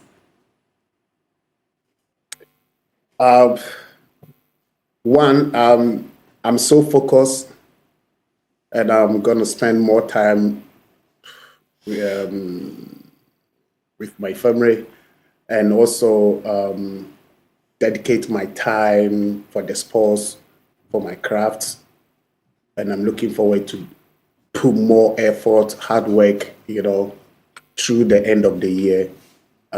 Like you said, more entertain, more win, you know, and more crafting. Great. Now, Freezy, let's do a bit of work-life balance. So, how do you balance enjoying your newfound success with staying focused to, you know, grow bigger in the profession? Obviously, as a sportsman, you have to listen. You know, you have to listen to your team, and when you listen, that's where you go to delivery. You know, you deliver. You have to active more, because that is what the fans expect from you. You know, obviously, if you don't fight, if you're a footballer and you don't play a lot of games, I mean, I think your name will eventually gonna come out from people's mind, you know. So I want to stay active. I want to delivery. I want to give it to the fans and support and people that believe in me. Okay, good. And then, so Freezy, let's come back to your fight with Worldwide Tete. How do you see boxing in Ghana, the fans and everything about the sports? I think so far so good. I mean, I'm so glad and I'm happy how Ghana boxing is so coming up big, like the football. You know, before we all believe and we all support the football, you know, active, but right now the boxing is up there, which is really great, you know, and that is what we all expect to see. I can't just say this without giving a big shout out to Legacy Rise, my good friend, my brother, Sharaf Mahama. He is doing very great in terms with the boxing, you know, like look what he did just 2 weeks ago. Legacy Rise collaboration with Matchroom and 258. That is incredible. That was one of the biggest events happening in Ghana boxing history. Oh, okay. You know, and like I said before, Ghana we was believing more in football, but now the boxing is coming up step by step, and we're gonna get there. And it's not easy to do something like a boxing event like that. It's all about support, you know, sponsors, and it's not easy. Like I said, it's not easy. So we need people to get involved with this, behind with this young boy, Sharaf Mahama, who got big dreams and he wants to achieve. And as a fighter, we also here anytime he need us, we will turn up and show our skills to the fans. Okay, that's good to hear. Maybe Sharaf is on his way to becoming the next Don King of Ghana or of the world. All right. Not Don King. Don King, when you say Don King, not good. Maybe in the head. Okay. All right. Let's see how it goes. Right. So, Freezy, if 2026 could give you a gift as a boxer, what would that gift that you would love to have?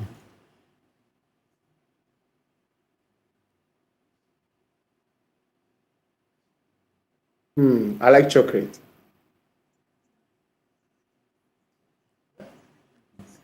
You like chocolate? Oh, okay. Yeah. Wow. You've taken me off guard. I thought you were going to ask for a world title. All right. That's good to chocolate, man. That's good. That's good. Okay, so finally. It will come. It's all come out from my hard work. It will come. Very well. Very well. Right. So, Freezy, my final question to you. So, what message do you have for Ghanaians, especially the young ones who look up to you and, you know, beyond that? Thank you for this opportunity. Like I said, there is so much room for improvement, you know. Although I'm old, but I'm still learning and I'm still improve my skills.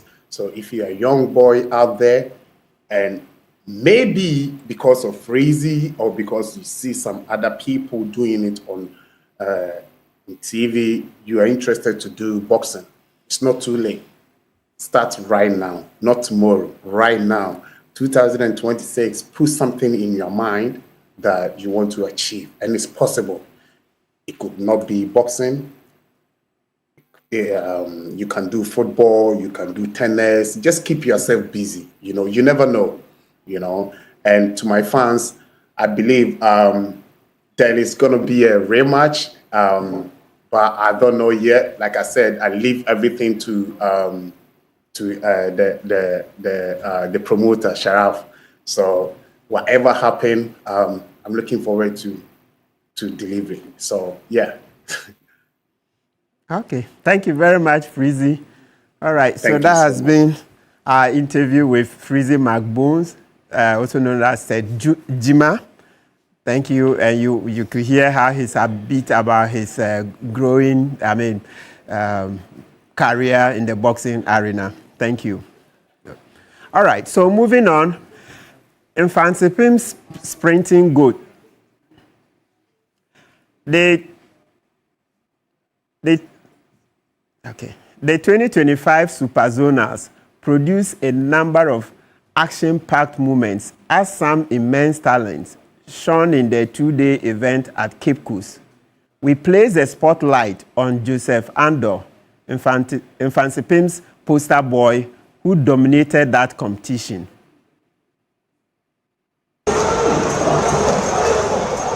Joseph Andor Kofi will leave secondary school with a lasting legacy when it comes to sprinting in Cape Coast. At the just-ended Super Zonals, the Mfantsipim students showcased blistering pace, panache, and always got the crowd going after each victory with the famous Cristiano Ronaldo celebration. Cristiano Ronaldo and Usain Bolt, for the meantime, I think they are famous, and to be a famous, you have to follow someone's steps to be up there. The 20-year-old, like many before him, began his journey as a footballer and on most nights watched Ronaldo dominate the scoring charts.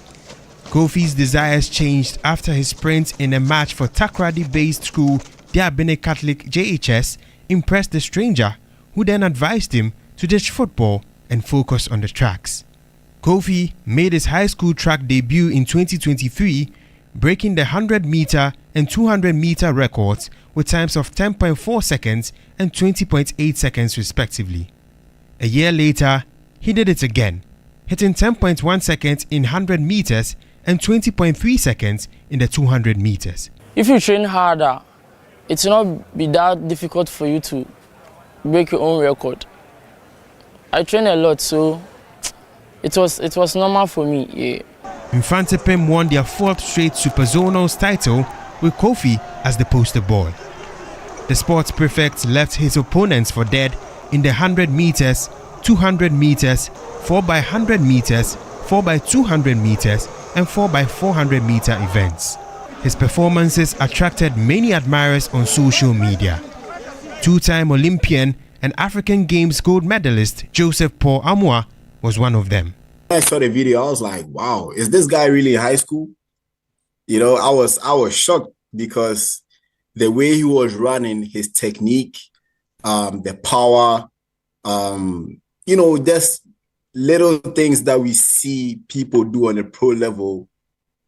I was like, he's something else. I wasn't running that. I don't know if Ben was running that fast when he was in high school. I know I wasn't running that fast when I was in high school. So, hey, he's something special, man. The concern for many has been the transition process for athletes from secondary schools. Ebenezer Apia, coach and physical education tutor for Mfantsipim, has reviewed the plans of the Ghana Athletics Association for Andor. Ghana Athletics Association president, he has been calling us, and then we have some kind of workout for Joseph. So anytime they're about to travel and he doesn't also wait. All season, Joseph is always traveling, working and training. As we speak now, a whole lot of universities outside the country are on him, that they want to sign him on. Joseph Andor Kofi's next years will be crucial. He has the tools to join Ghana's promising generation of athletes like James Datsey, and if managed properly, could be the next phase on the tracks. Okay. All right, so that's all for sports. Thank you. And Beatrice, you're welcome. Thank you very much. Have you been enjoying your holidays? Yeah, I've been working just like yourself. All right. Yes, and Happy New Year to you. Many, many happy returns. Sports presenter for today. How was it? Let me say,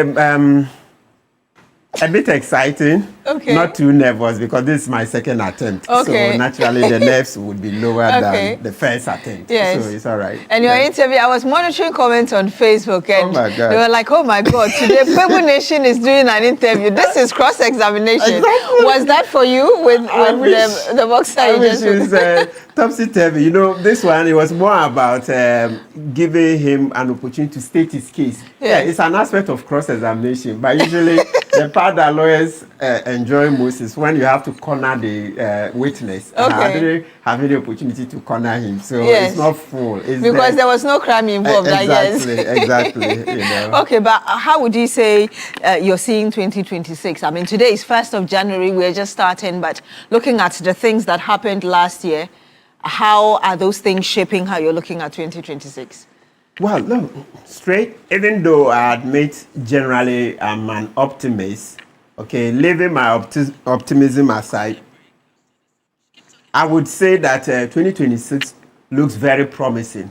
I look at it from the aspect of the way citizens, engage government in 2025. I think that, look, last year was totally different following the 2024 elections. I think we are yet to understand that our nation is coagulating. We are, getting integrated ever more and more so at a very fast pace that a lot of us don't even seem to notice it. Yeah, we are getting integrated very quickly. Yes, it's always been good because of intermarriages, etc. But even now in our politics, when I look at the 2024 elections, the results always tell me that no, there's something that we haven't understood. You think that a lot of people are becoming more literate politically? Excellent. On that front as well. I like you, yes. Yes, we are becoming more conscious. We're becoming more, focused that, look, we must look beyond our party colors. Otherwise, we wouldn't have seen about 1.7 million votes for JM. No, at a point, I even thought, it could be 200,000 or 300,000. But what was clear is that, yes, he would come. But I don't see, not many pundits saw that we would go up to about 1.7 million. So I think that it tells you that we are really, really integrating to form a nation.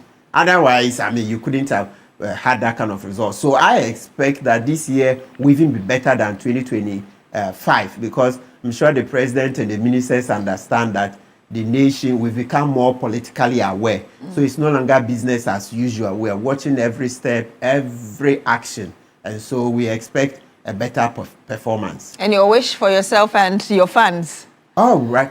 That 2026 would bring us a lot of good business. Of course, we must prosper in our personal lives in order to be happy. Yeah, so good business. And then beyond that we would be kind to one another. Those who have more should reach out to help the needy and the poor so that we'll have a better society. And then also, as I stated earlier, we are expecting more from JM's administration. They should go up a few notches higher than 2025. And that's why we brought them in. So there's no space for failure. How would you expect the minority to ensure that it puts the government on its feet?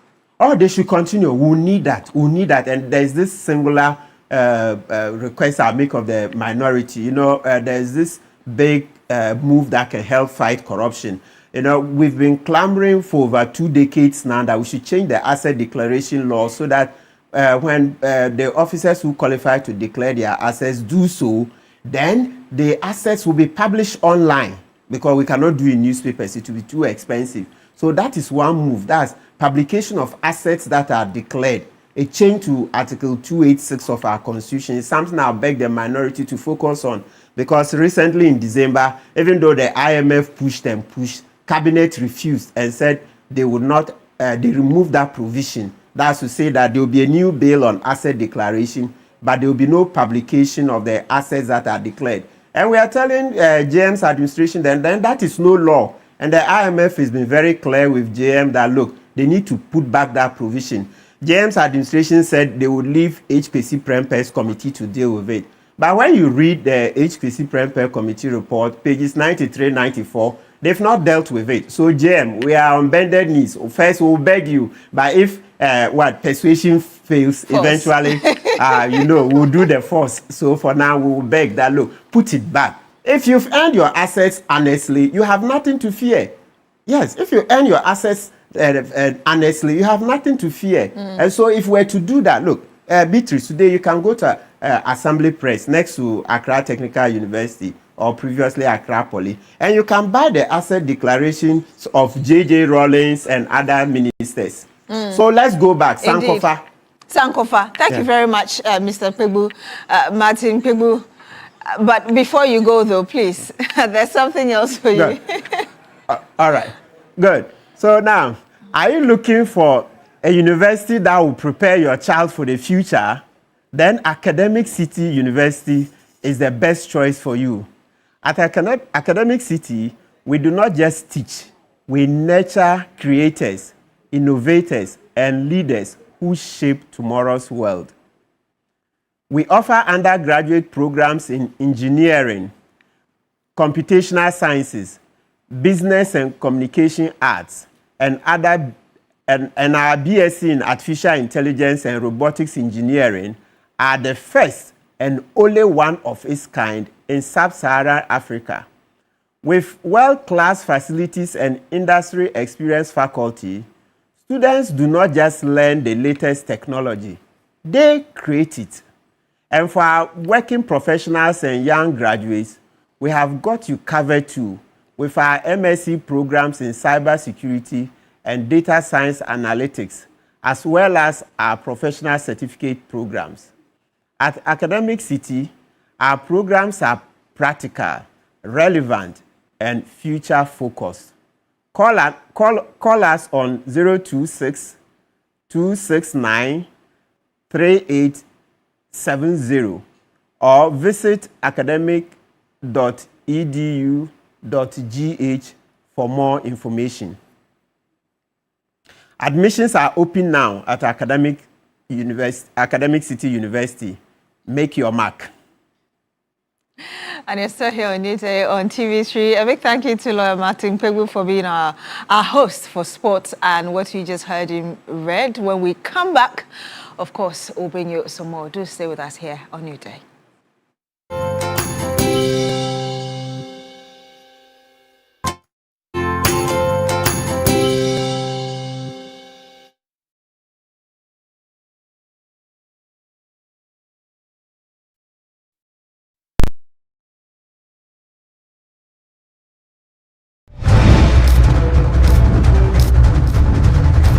This is Hot Issues, your passport to the most compelling conversations of our time. We go one-on-one with the movers and shakers.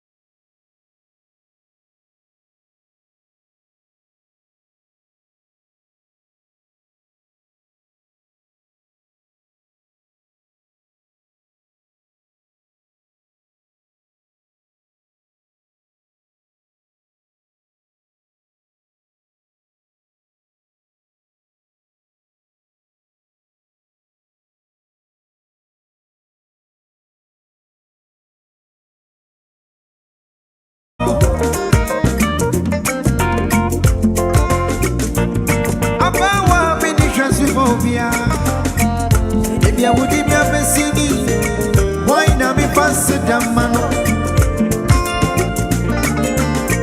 why na mi bonidi na sai na minka akama samye bobo na uchema no machedie sana uyumatie na sana wakwatie na se uboni fredia na wabona bwabo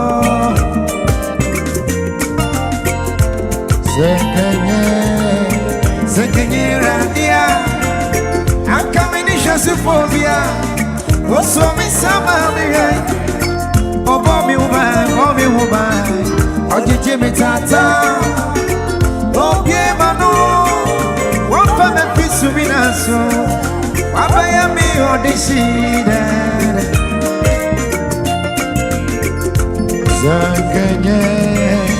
Zekenye radia Akaminisha sifobia Osomi samaliye Obomi ubai Ojiji mitata Obye manu Wapa mefisu minaso Wapa ya mi onishi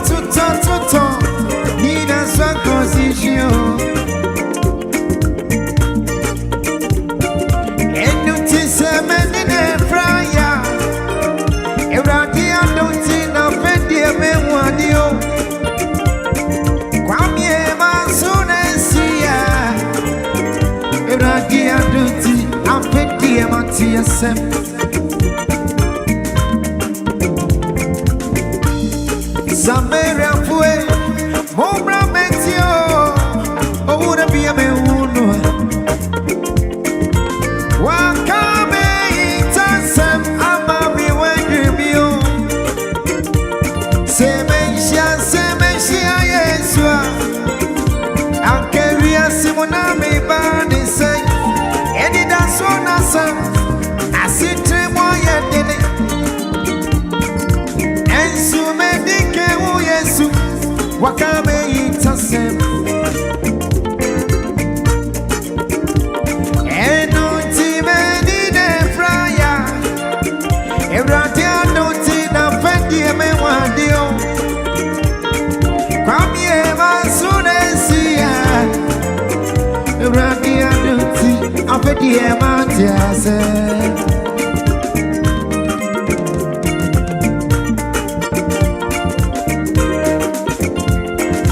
Azivi kwano kami hu Meba woni mineba Semi wo bibia Ebrati na ye Bibo na ubinese Onipa, Onipa, and T-Refi say, I did Radia Yama, Nabu to you, baby, Jackie.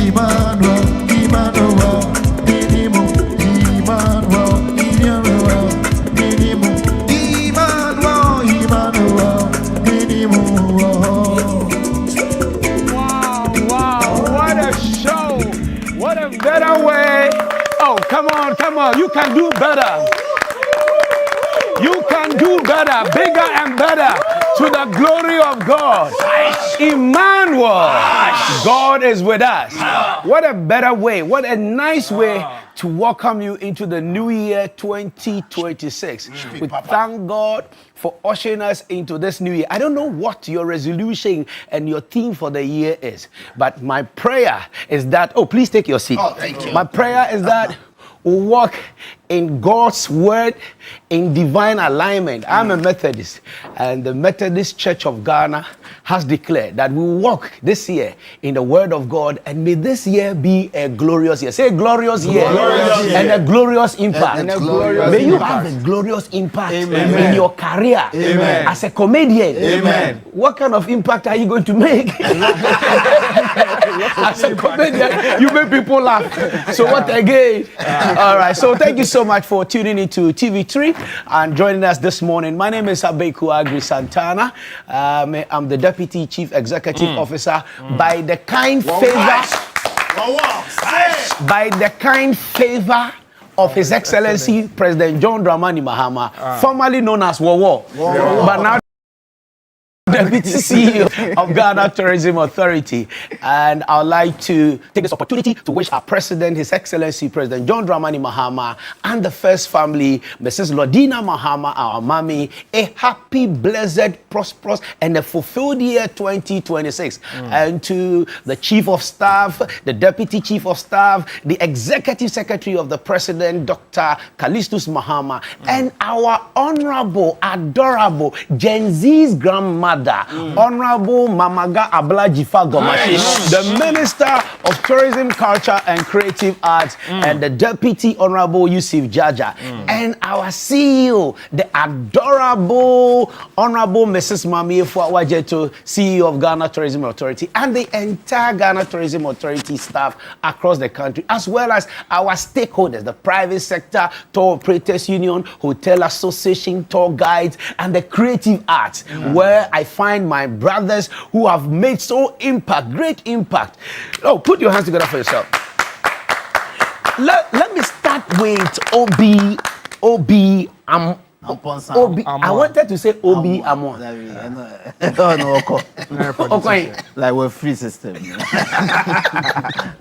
But do you know Obi? Yeah, Obi Amon. So I grew up on that name. But the meaning, now or a politician, right? Yeah. Obi Amon. Okay. It's me buy a card and conform with your bomb in party. Obi Amon. Compare say nyame ebi so. Okay. Na me so amponsano be hit. Why you didn't like the Obi Amwa that you were associated with? Oh, say enyemia. That's right.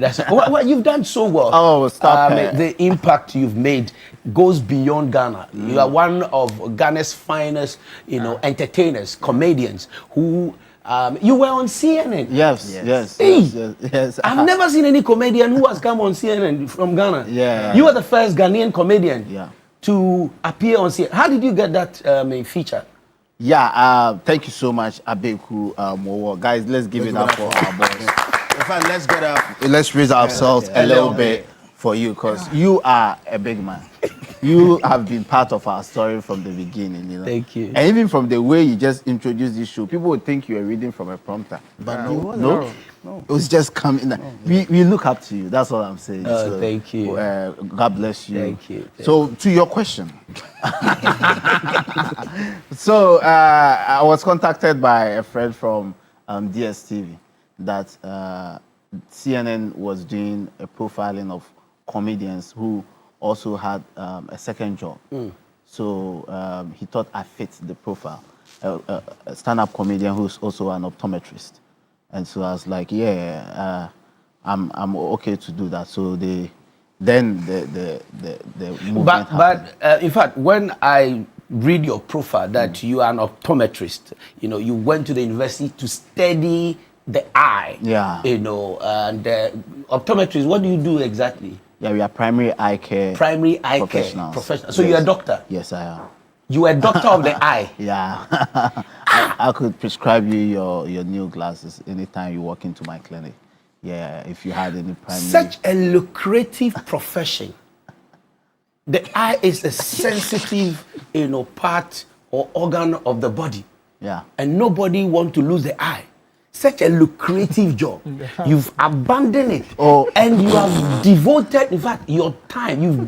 People don't know you to be an optometrist. They know you to be a comedian. Yeah, a lot of people don't know. How do your parents feel that they invested money in your education?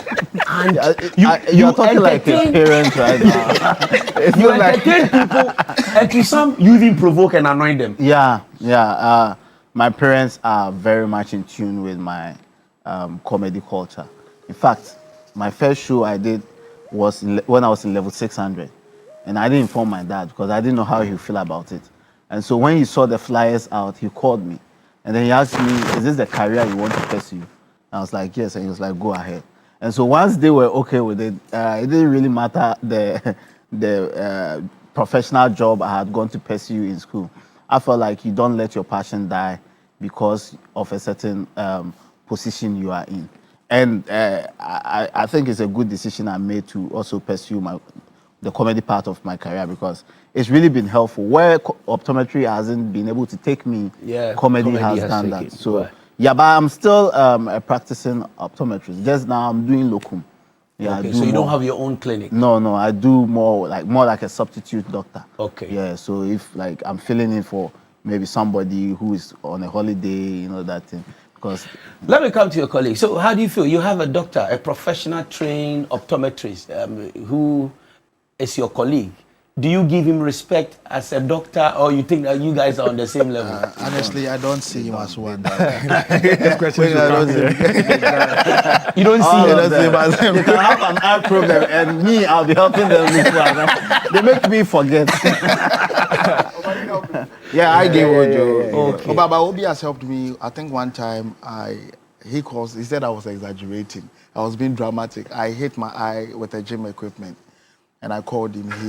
He brought me to his house and took care of me till I got better. You know, I've been doing some stuff. Talking about gym equipment, I've seen that you are building up muscles, your biceps, your arms, your chest. You know, is broadening. Now, comedian, the only way. Are you a model? Is it a runway model? Oh, no. I at some point I said to, last year I said to myself, what can I do with my time? Like something I can do beyond what I do as to make money. And gym came to mind. I went to register for tennis, and the figures they were mentioning, I couldn't. And I went to golf. You went to that golf. one too. I couldn't. So I I settled for gym. 400 Ghana. And then it's been helpful. I think after working out for a few months, I had my first runway deal with Rhythms on the Runway. Yeah. Oh, wow. So now you are a model? Yes. And a comedian? And a color psychologist. And a what? Color psychologist. Color psychologist. What's the meaning Visual of arts. Visual arts. Yeah, graphic design. You are graphic. And I know so about So, if you're a graphic designer, your new name is color psychologist. Yeah. I never knew this. Yeah, you know the one funny thing about Lex's gym. Last 2 years we advised Lex, Charlie, go to gym. He's like, nah, it will make him too buffy. So he finally decided, but the will wasn't there. You know, before people go to the gym, they'll take a before picture. Yeah. Right. So like January, yeah, you take before picture so that like February he'll take an after. Okay. Before now, let's come to your craft. How do you define your craft? What kind of comedian are you? I'm an all-rounder. I do everything. What is all-rounder? Everything. Everything like what? Like, I'm into acting. I'm into stand-up. Anything that makes people laugh, you can find me there. The bottom line is people should be happy when they are around me and when I'm getting paid, basically. You have created some, comedy that is from your own ingenuity, like the New Force. Yeah. Tell us about how did you create that? And tell us the story. Just tell us. Okay, so last 2 years I wanted to do. It started from campaign message. So the year before we voted campaign. Yeah. Yes. And I wanted to do my special. I was mimicking a lot of characters like the late Jerry John Rawlings, late Atta Mills. Okay, so do that. Give us a short, presentation or performance on that. Then we can speak to the. Abeku. Sometimes when we talk about corruption, people think we are joking. So we'll be for the pa, and I piano. Na so Ghana dear, obi for the pa, and I get na ye gina ho na ye de 1 2. Bofra bring na badasie. Na so babri and na so ben the danasi.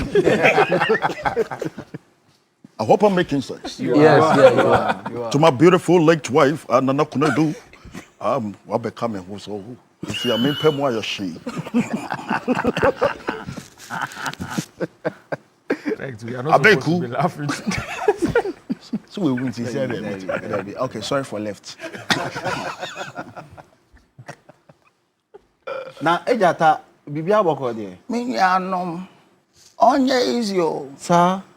Mete have many years to retreat tea. Anope bia me kwa me say anope machi awa na wajedo.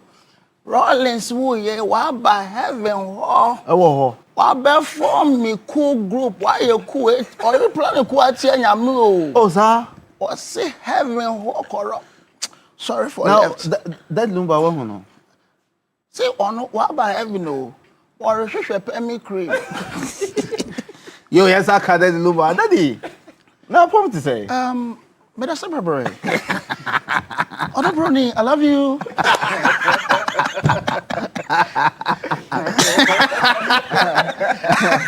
Man, Captain Smart, Captain Smart. No, but Captain Smart, you have to do it because you have to do it. It's Captain Smart. Now, Ojai. Kaza. Now, Masabe. Debbie. Oh yeah, no. Ojai. Actually, I don't know my mind. Ojai, okay. Ojai. No, you have to. Mama graphic. Until I. Abukuno. Corruption. Okuje to Ablakwa. No. Ojai. Who be some? Ojai. Charlie. Yeah, so we had a show on TV called The Half Serious Show. I mimicked, I think, about 50 characters. Then I said, okay, why don't I bring all these characters on stage for a show? Then I did my campaign message. We're planning to do for our next election, and it was a beautiful occasion. We had a good time. Then the following year, I realized that Cheddar had this new force going on. And I wanted a title for my special. So in a dream, the name came, The New Force. Wow. So I called Kojo PJ and I said, put this name down. I will need it someday. Then last 2 years, I said, okay, that's what I want to use for my comedy special. Then we designed something for the comedy special. And last year we did FBI. Funny Boy in it because of this whole FBI. Issues and all. So I just play around words. It's also a way of marketing. Oh, let's give it up to Lexi the comic. I'm here, but I want to take a disclaimer, from your position of the comedy you just presented, talking about the dead. Where I sit, I cannot associate myself with you. So why? Why? Where I sit. Do you want all of us to dissociate?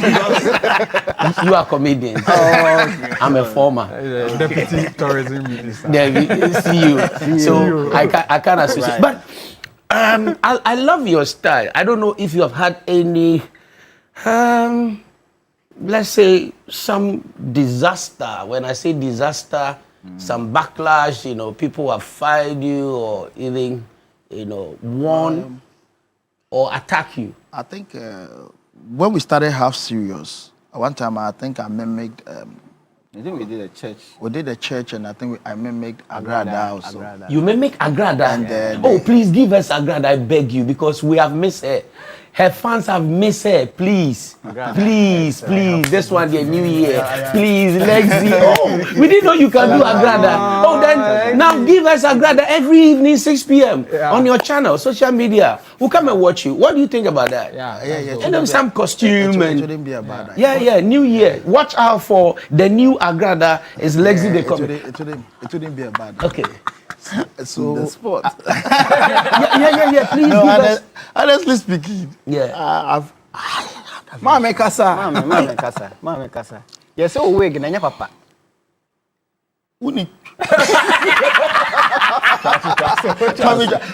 That character comes with some level of vulgar. So it's not good for morning TV. Yeah, but we're Tangaling. What is Tangaling? That's yeah, 55, 56. So I think she 50 what? 55. Yeah, 57, 58, 59. She queried the station that why are we trying to? They didn't understand what we were doing, and so they had issues. I think one time to RTP Awards, I went to perform, and backstage, one of these foot soldiers came backstage to hold me. And I was like, if I don't have any better job to do, I should stop comedy. Like I shouldn't talk about the politician I came on stage to do that. I should be very careful. So my question was, what kind of comedy do you do? And your comedy is built around events and stories and that. Now, one interesting character is Professor Lionel. Now, Prof, I personally admired you for so long before you even shot up to fame. and I was following, and I reached out to you in your DM to tell you that I like you, I admire you. I was taking you serious. I thought you were a serious guy because of the way you present your things.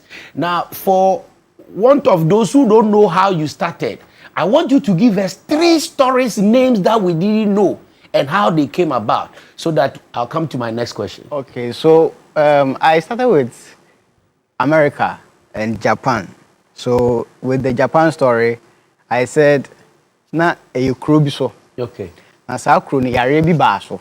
Na yare ba so. So present it the way you present it. Okay. Yeah. Which one is my camera? This? Yes. Entina ekrobiso. Na sa kro no yare bi e ba so. Na yare e ba so no. E ba ye no na omu nya anu aduro.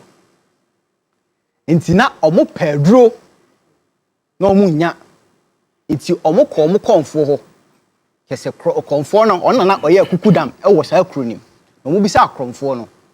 E na konfo no say we die gese mo ko forest nim na omu wo kwaye bi wo ho a wo say gese mo kom na mo kope endrobo because ho na ahaban wo.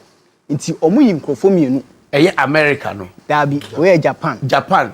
Omu ko ni din. Na ko ni din. Na Japan ni din. It was nameless. Yes. But no omu afa na mo benya din no. Omu ka mo dwon kra so omu be metu din. Yanko so ani enti how the Japan name came about. Enti okonfo ni ka say omu nkokwaye nim na ahaban ho omu nkotitibi na omu bra na afi omu nye testing keke de be fa na afa.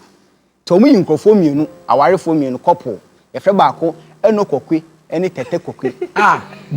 Japan for no. Eno kokwe eni tete kokwe. Sa pepe. Na omu kokwaye nim.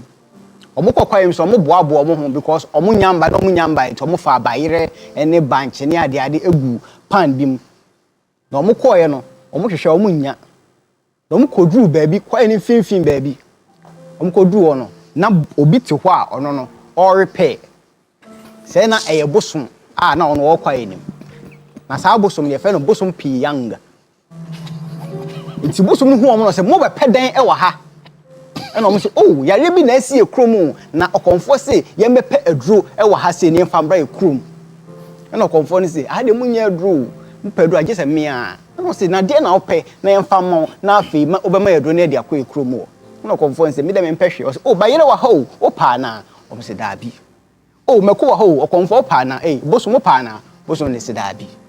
E na bosom ne se mehu ade bi a mo de saa ne ama ne nyina agu ba ye ne bibia no na ade ne ase ya penti ho na ye flowers bi wo ho na ade we den a na omo se oh we de eye pan na ne mu ne de ne ama gu na bosom se ene na me pɛ because eye me fe omo se na bosom ba yere wa ha ope pan bosom se ope pan no to omo de ma no na bosom na ni je na bosom ne se obema omo aduro no to de aduro no ma omo na bosom se de bia mo pa aduro we bia no se mo ba mo mfa saa pan we mbra na mo beja mame na omo se yo nti omo de aduro no ko e ko omo krom omo ko e no omo timi de ko saa yare no nti omo pa bia saa be se obi fufura yare no omo ko omo de pan no ko nti omo be fresh saa e ho no se jawo pan e beji aduro to ba God damn it. No. Oba no abeja pan no abeja duro. Nti o first how ko Japan. Nti Japan and e be Japan. So be say me bo abisa me. Hwe on say. Nti bo so me ma o maduro no. Ebe ma o manage ho pan nti na o ko Japan o mo wo sa haban duro ni ade no. Nti Japan fo ya amamre bia on say o mo bo pan mu pan. Nti Japan e be jo by friend Japan. It's Japan sa and a Japan. Wow. Professor Lionel. You didn't say me boy no be same. Reliable source. Prof, it's here in America. America no. We straight from the library. America say no. When you say America Krobia, e ho say na slaves no call. Yeah. Na you no say oh I say Afro nation ni Afro culture la ya bi. Omo say omo say amanaman ni nyina obi ambra na ye ko eyi bi so island bi so akwaji ani. Enti aman bebre na sa time no sa America wona nyanya America wo. Na eda ho fat. Nti omo yes okay. America and that of No be anu so. No be anu so. Nti omo yes okay. Yenko so na yenko gi ani ewia na obi afa ne ship. Na je say okọ baby ofri buy. Nti China for Asia for omo ship omo buy. Eyi for so for omo ship. Colombia for omo ship omo de buy. Africa for omo ship omo de buy. Na omo fa ship no ba na we so omo be fa aduane so ba. Na ship ni nyina e ba no. Na niema bi sie.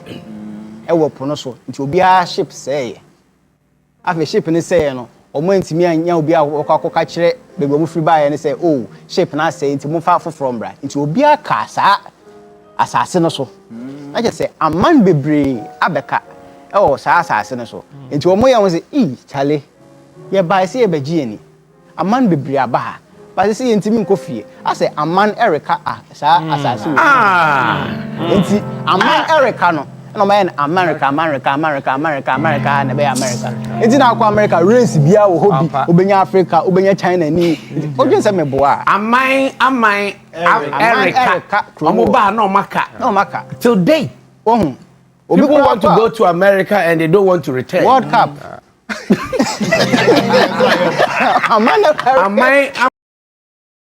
amai eba America amai baha no mabeka America cronym and America and I can't intend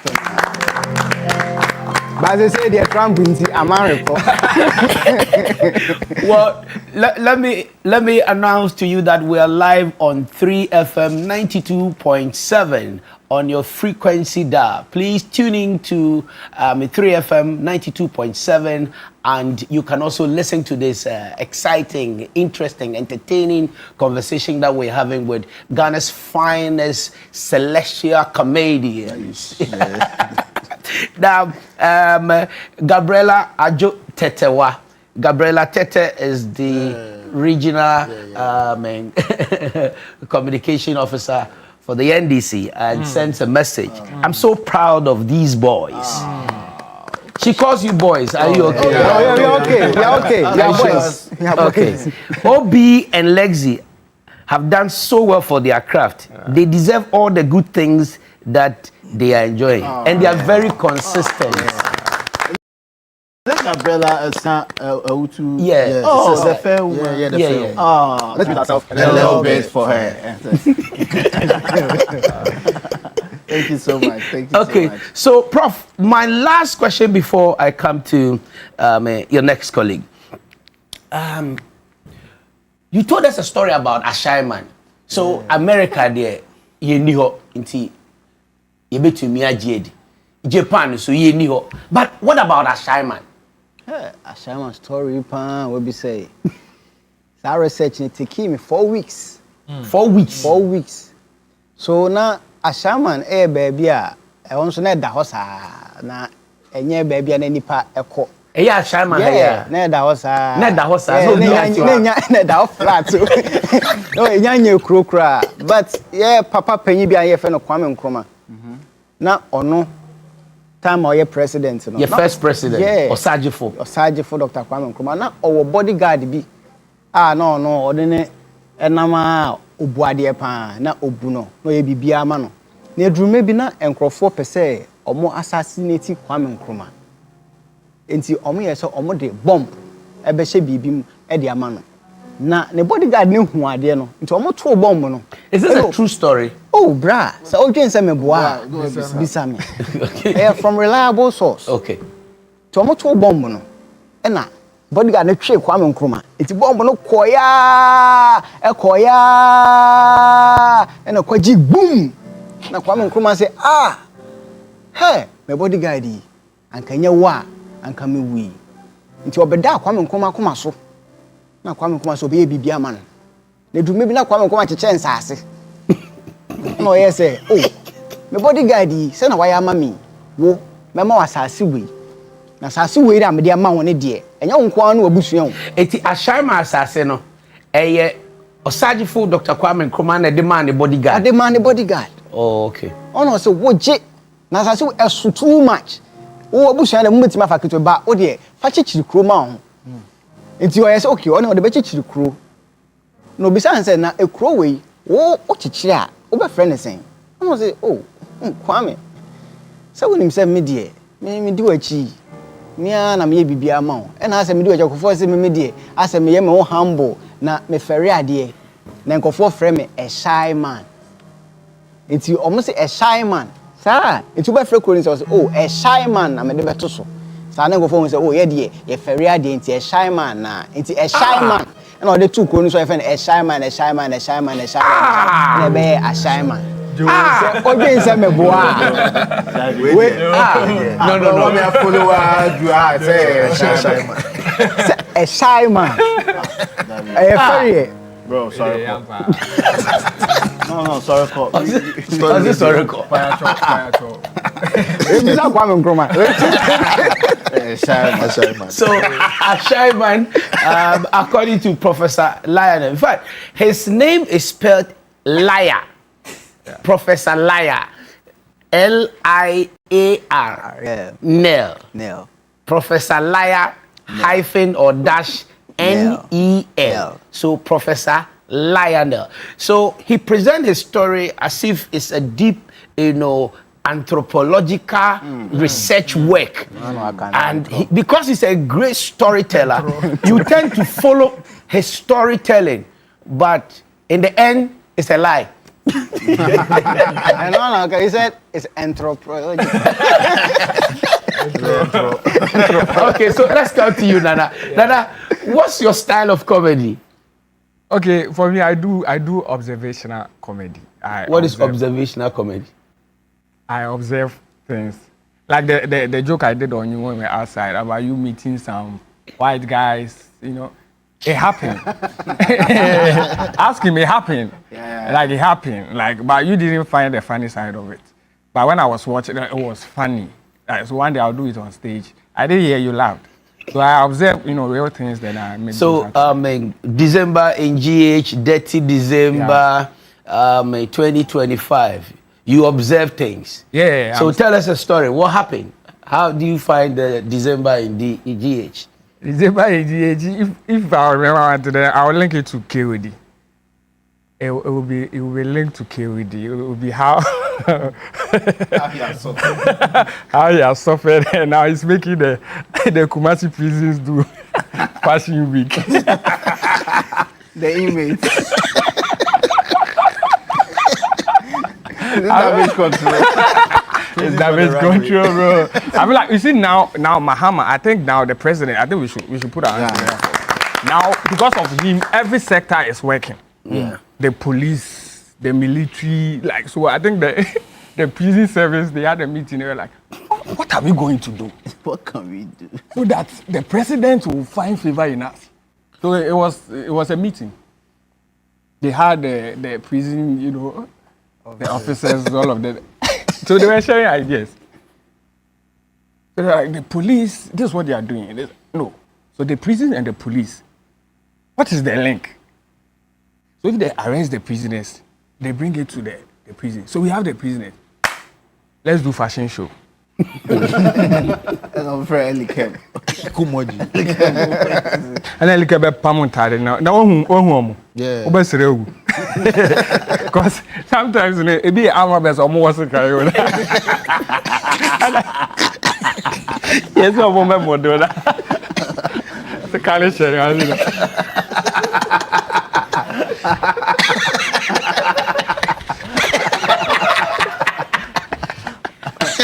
But this is not fair.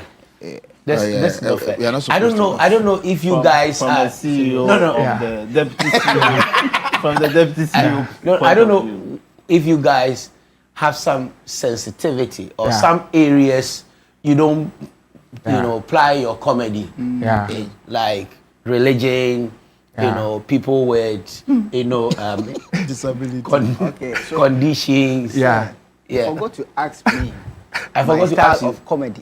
Yeah. I do storytelling. Yeah. And I do dark comedy. Dark comedy. Dark humor. What is dark comedy? So dark humor. You were talking about some place where we should find sensitivity. There are comedians who go that way. Yeah.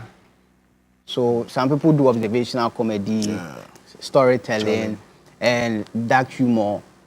There are many. So me, I do storytelling. and dark humor. I can go where some people think I can't go. Yeah. Where you lazy won't go, I will go. How? But there's a way of doing that too. Okay. So that you won't step on toes. You will, but there's a way to step on toes lightly. That they will not feel it. You will feel it, but not too much.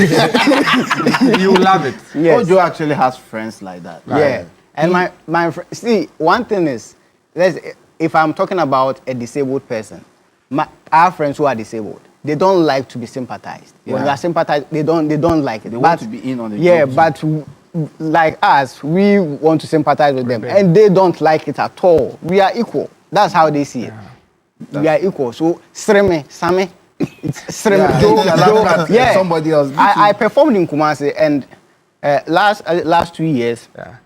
And yeah, you were there. I was there. Yeah, I have a friend there. She's suffering from cerebral palsy, and I was doing a joke about a person with crutches. You know, okay, say I've stepped on the wrong foot. My friend said, "Why didn't I do a joke about her after the show?" Because I was talking, and she was worried.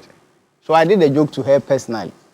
So there are people, there are comedians like that. Well, I don't know if there's any empirical research to this that people with disability or people who have any challenge with their bodies will like a joke on them. But if I'm a parent of that child, I don't think I will love it. So, well, you say you do dark humor. Yeah, but I don't target only disabled people. I mean, it's all around. Okay. Now let's come to comedy business or the comedy industry. From the days of we grew up watching Ajaz Pana. I don't know if you know Ajaz. Ajaz was a state comedian. And Nkrumah, actually, the first president, had a comedian. Ajaz used to entertain. That's Ajax and Ajos. No, not Ajos. So Ajax, Ajax, Ajax. Okay. Yeah, Oh. He was a comedian, and in the 80s, when we're having our Independence Parade, he will be the last person to march, and he had only one teeth. Whoa! Only one teeth, and you put this powder makeup, then say yeah. Right. Then you turn to the dignitaries, on the days. And so, comedy has been with us for a long time, from our first president throughout, successive government today. But what I have noticed, in the 90s when the Bob Santo, the Nkomode, and Abenkwai, there was this fancy fair man. He used to do comedy. We're buying it on tape. This guy, waterproof. Waterproof. From the waterproof, then the Kiso concert parties and all that. And don't forget that I came from that industry. Yeah. You will never Yes. forget. So that's Ajaz in the short. Ajaz, that's Ajaz.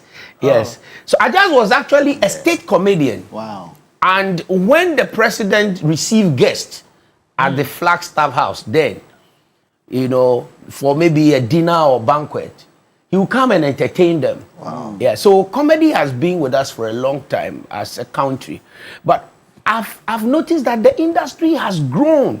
There are more people coming in, and there are different facets of the comedy. I didn't even know that we have observation comedy, dark humor comedy. Now you have even categorized the comedy.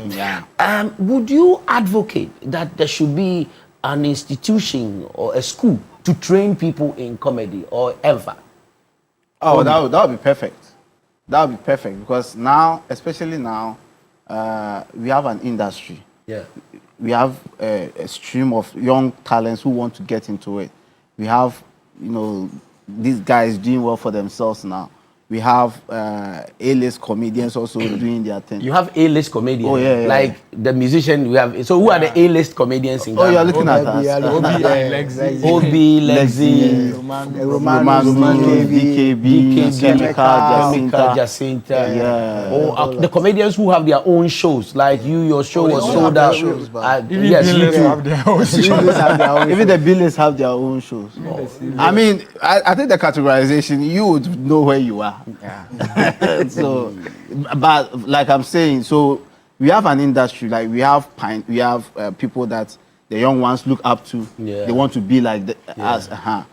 If we have an industry like that, if we have a section created to groom these comedians, to tell them things they shouldn't do and all of that, it will be the best. Because but you guys were doing the half serious show, and that was mimicking KSM, Fiasebo. But now you are doing like fine. This thing, you come in your swag. You came from America and look at your flyer, like Burger in town. Are you guys drifting from the makeup, costume comedians who the appearance alone even entertains you? Oh yeah, we are. Why? Because KSM used to do a Fiasebo and Sergeant Lasisi, do makeup, come out like a lady, but you guys are not doing that kind of thing. Well, we haven't fully drifted away from it. We've always stayed clean, like not clean as in what if you put on no. So KSM no, that's not what I meant. Don't push that. Even KSM didn't do powder. Yeah. Like she was just wearing props. But we it's another branch of comedy that we created. Like there is more to us than just we wearing this. So like looking funny. We just that show was another aspect of why we wanted the world to see, because we were trying to tell the stories that happened in the under the week under review. Okay, then now let's do the year under review. Let me start from you, Nana. 2025. 2025 as a comedian, as an observatory comedian. Tell us your story. What comedy can you make out of 2025? Yeah, I did one not long ago. About the whole tourism and Dirty December. Dirty December. Yeah. What is it with Dirty December? No, I mean it's on KOD now. Oh, it's on KOD now. He just made a statement that he doesn't. I read the caption. He said he doesn't align. He didn't say he didn't support it. But I don't know. I don't know what is wrong with us Ghanaians and Nigerians. If something is moving from here to Nigeria, we feel like it's not supposed to happen. So when KOD said it, I don't know. Then we took it that he said we don't like Dirty December. He didn't say we don't like. He said he does not personally. He said from his personal point of view. He doesn't want to associate the December in GH with dirty. You understand? That's how I read it. And I think he didn't understand the word dirty, that is DETTY. December entertainment, tourism, youth around. I've defined it. But they say that's one from a reliable source.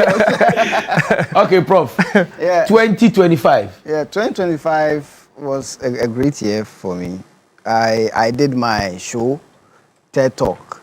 Yeah, so this was the first show in Ghana where comedians performed with PowerPoint slides. Yes. Yeah, that's right.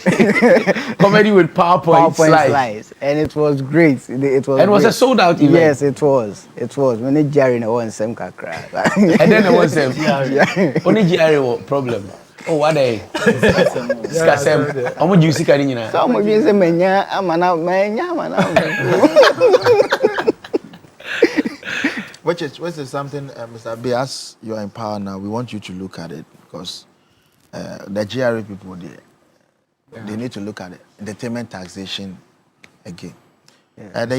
My year under review, this year, like last year, was really great. I did 44 shows. No, just look at the year and give us a story. Tell us.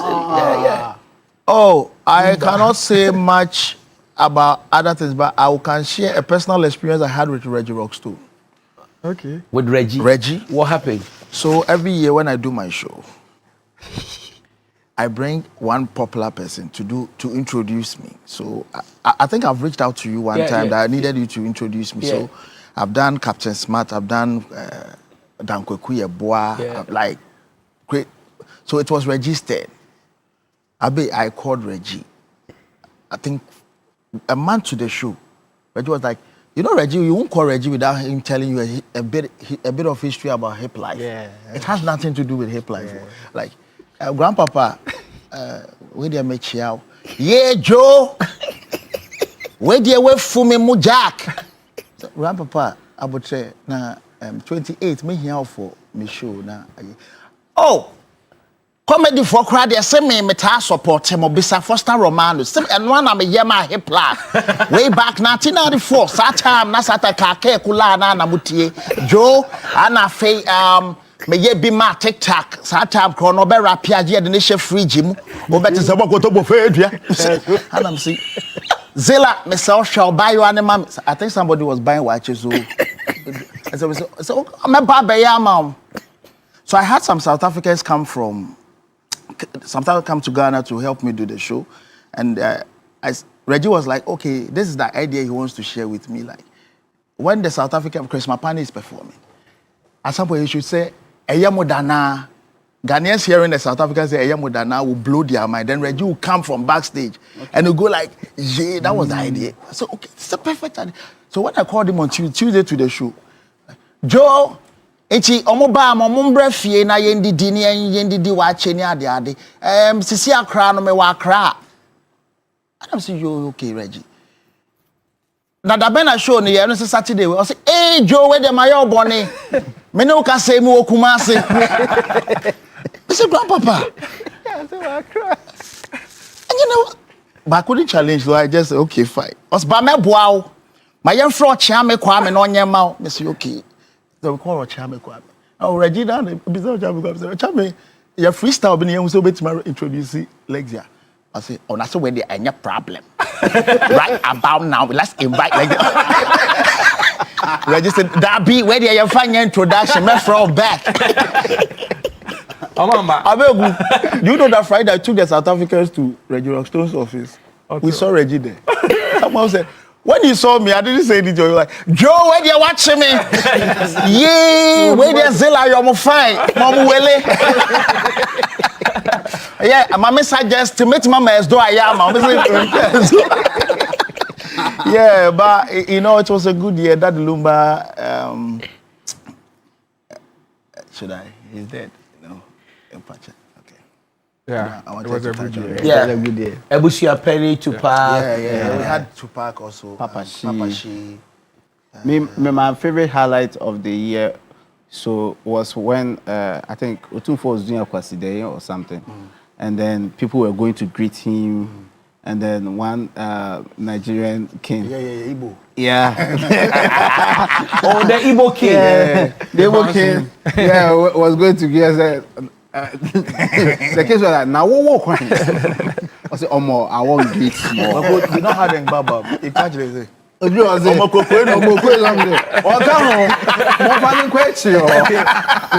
I monitored that today. You know, there was a time like Konfuo, there was one Konfuo all come and then he had an interpreter.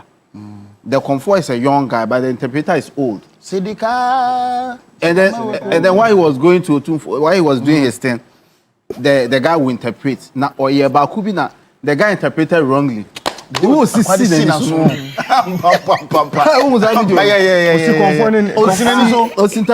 so now when it was enough or interpreting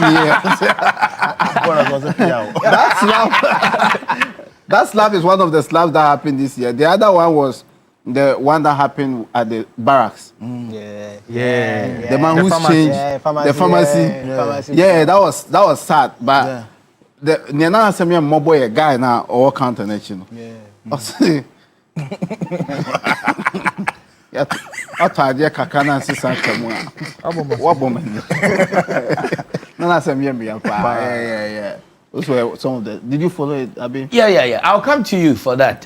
We'll wrap up the year very soon. But I have good news for our viewers watching us at home or wherever you may find yourself. You know how TV3, we're doing.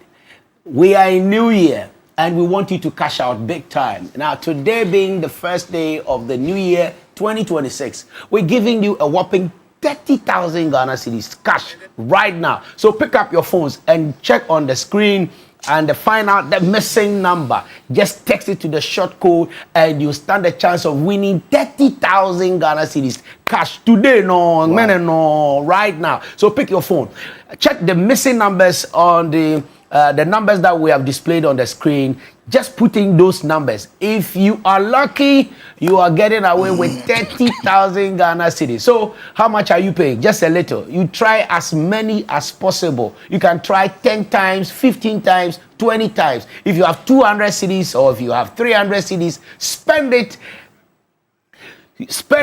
and get 30,000 cedis. But let me start because I'm on TV3. I want to also do something for you. I want to give you 5,000 Ghana cedis even before the 30,000. So check on your screen, find the missing numbers and text it to the short code right now, and you stand a chance of winning 5,000 Ghana cedis. And then, so get ready. Are you ready? Okay, so 3, 2, 1. Go! Do we have a winner? We have a winner. Okay, so yes, we have the winner. Okay, so 233, so 024. Okay, 7413. That the person knows him or herself. We'll call the winner very soon. And then, so for you to know that it is real. Okay, so whenever we display on the screen cash out money, it's not a joke, it's no gimmicks, it's real money, real laja, kwacha, dough. January, February, March. Yeah. Are you aware that the immediate family of the late legendary Daddy Lumba are also going to hold their funeral? Yeah. And Ebusia Penny Tupac also want to hold a concert. As comedians, how do you find the story? We are enjoying it. I'm not going to lie. Because there are a lot of sections in the story. There are people who are on Team Odobroni. There are people who are on Team Legal Wives. There are people who are on Team Papa Shi. There are people who are on Team Yes, and then there's a Fia Schwarzenegger. So there's a lot of... No, how many teams? A lot. 5. We have Team Odobroni. Team Odobroni. Team Legal Wives. Team Legal Wives. Team Papa Shi. Team Tupac. Team Lumba. Team Lumba. Yeah. And Fia Schwarzenegger. No, now we have another. Team Despite. Team Despite. Oh, please. You are comedian. Have you guys ever? Have you guys ever been sued in court before? Has anyone taken you to court before? Not yet. There have been threats. There have been threats. Facebook, social media threats, but no court. No one has sued in court. Oh no, I'm just asking. No. Me, I've been cursed. You have been cursed. I did a joke about my people like Ashantis. You did a joke about Ashantis? Yes. Oh, but Ashanti for the any joke for me. Say me. You bomb me there. We are Ashanti now. You joke about Ashantis. I was telling the truth. Like I wasn't even mocking them, but. And then, what was the joke? And bomb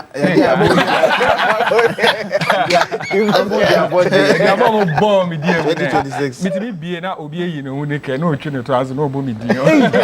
Is that serious? Wow. But has the curse affected you? I don't know. Maybe later, but I don't know. I'm not sign. All right. Okay, so guys, let's go on the line. I have the winner of the cash out draw right now, 5,000. Hello, winner. Good morning and happy New Year to you. Hello, good morning, happy New Year. Good. So where are you calling or speaking from right now? I'm calling from Cantonment. From where? Cantonment. Wow. So congratulations. That's very close. So how did you win?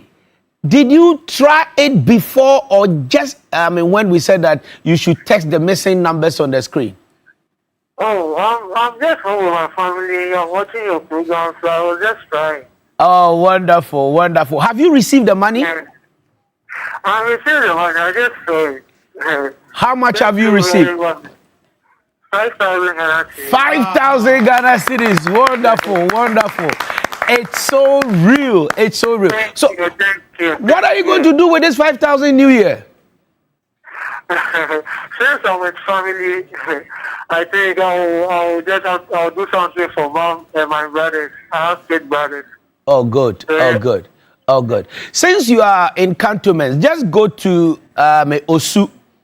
We are having a program, the National Brawlers in Kokon Kiti in Kokwa Kesia. Come and eat chicken free and buy some too, okay? So congratulations and Happy New Year. Well done. Well, all right, so we have 25,000 Ghana cedis more to be giving. And if you want to win, you know what to do.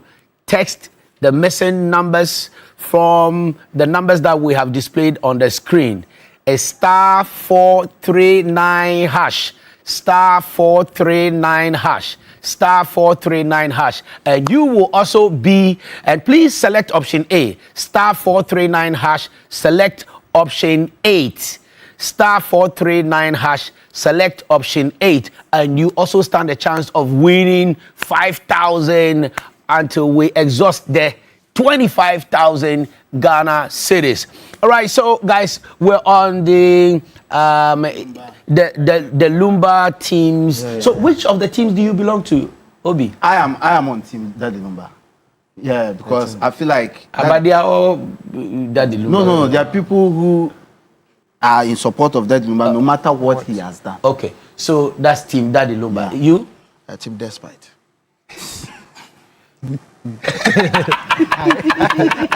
I don't follow the story. So, oh, no, you are not following the story. No. Trouble.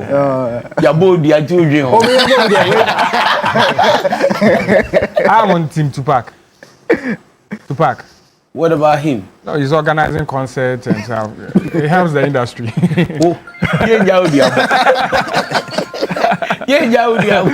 I'm on Team Tupac. Yeah. All right, so your final words, let me start with you, and your New Year message. Okay, so last year, 2025, was a great year for me. You know, I was almost on every show. I traveled to Singapore to represent Ghana, 4 shows in Singapore, the first ever English comedy in Togo. Yeah. I represent Ghana also. So, you know, last year was great. And we have a comedy club of Abbey. Are you listening? Yeah, a comedy club. Yeah, we have a comedy club that we run every Thursday. Yeah. So you were talking about the school for teaching comedy and all of that. So that hub, you know, also represents. But I told you that I'm part of that. I know everything you guys have been doing. I've hosted him, I interviewed him. But we are even at the club. It's true. Yeah. So now we want to do some. I don't know if man.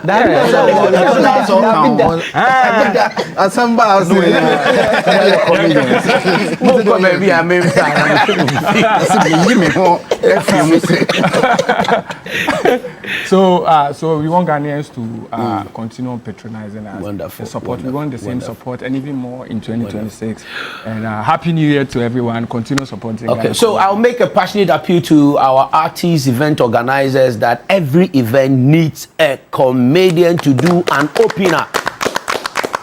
Every event needs a comedian to do an opener, and our comedians are very creative. Give them 2 minutes or even 3 minutes. They can do something spellbound that will, you know, keep the people, you know, energized for the concert. Every event, please reach out to our comedians. They are very good. You can give them the area, the storyline they should do, and they'll do a fantastic work. Okay, Prof. I want to say a very big thank you to my mom and also to College of Physicians and Surgeons where I did my show. Please, this year I'll be doing another show. Give me discount. Yes, give me discount. That's it, woman.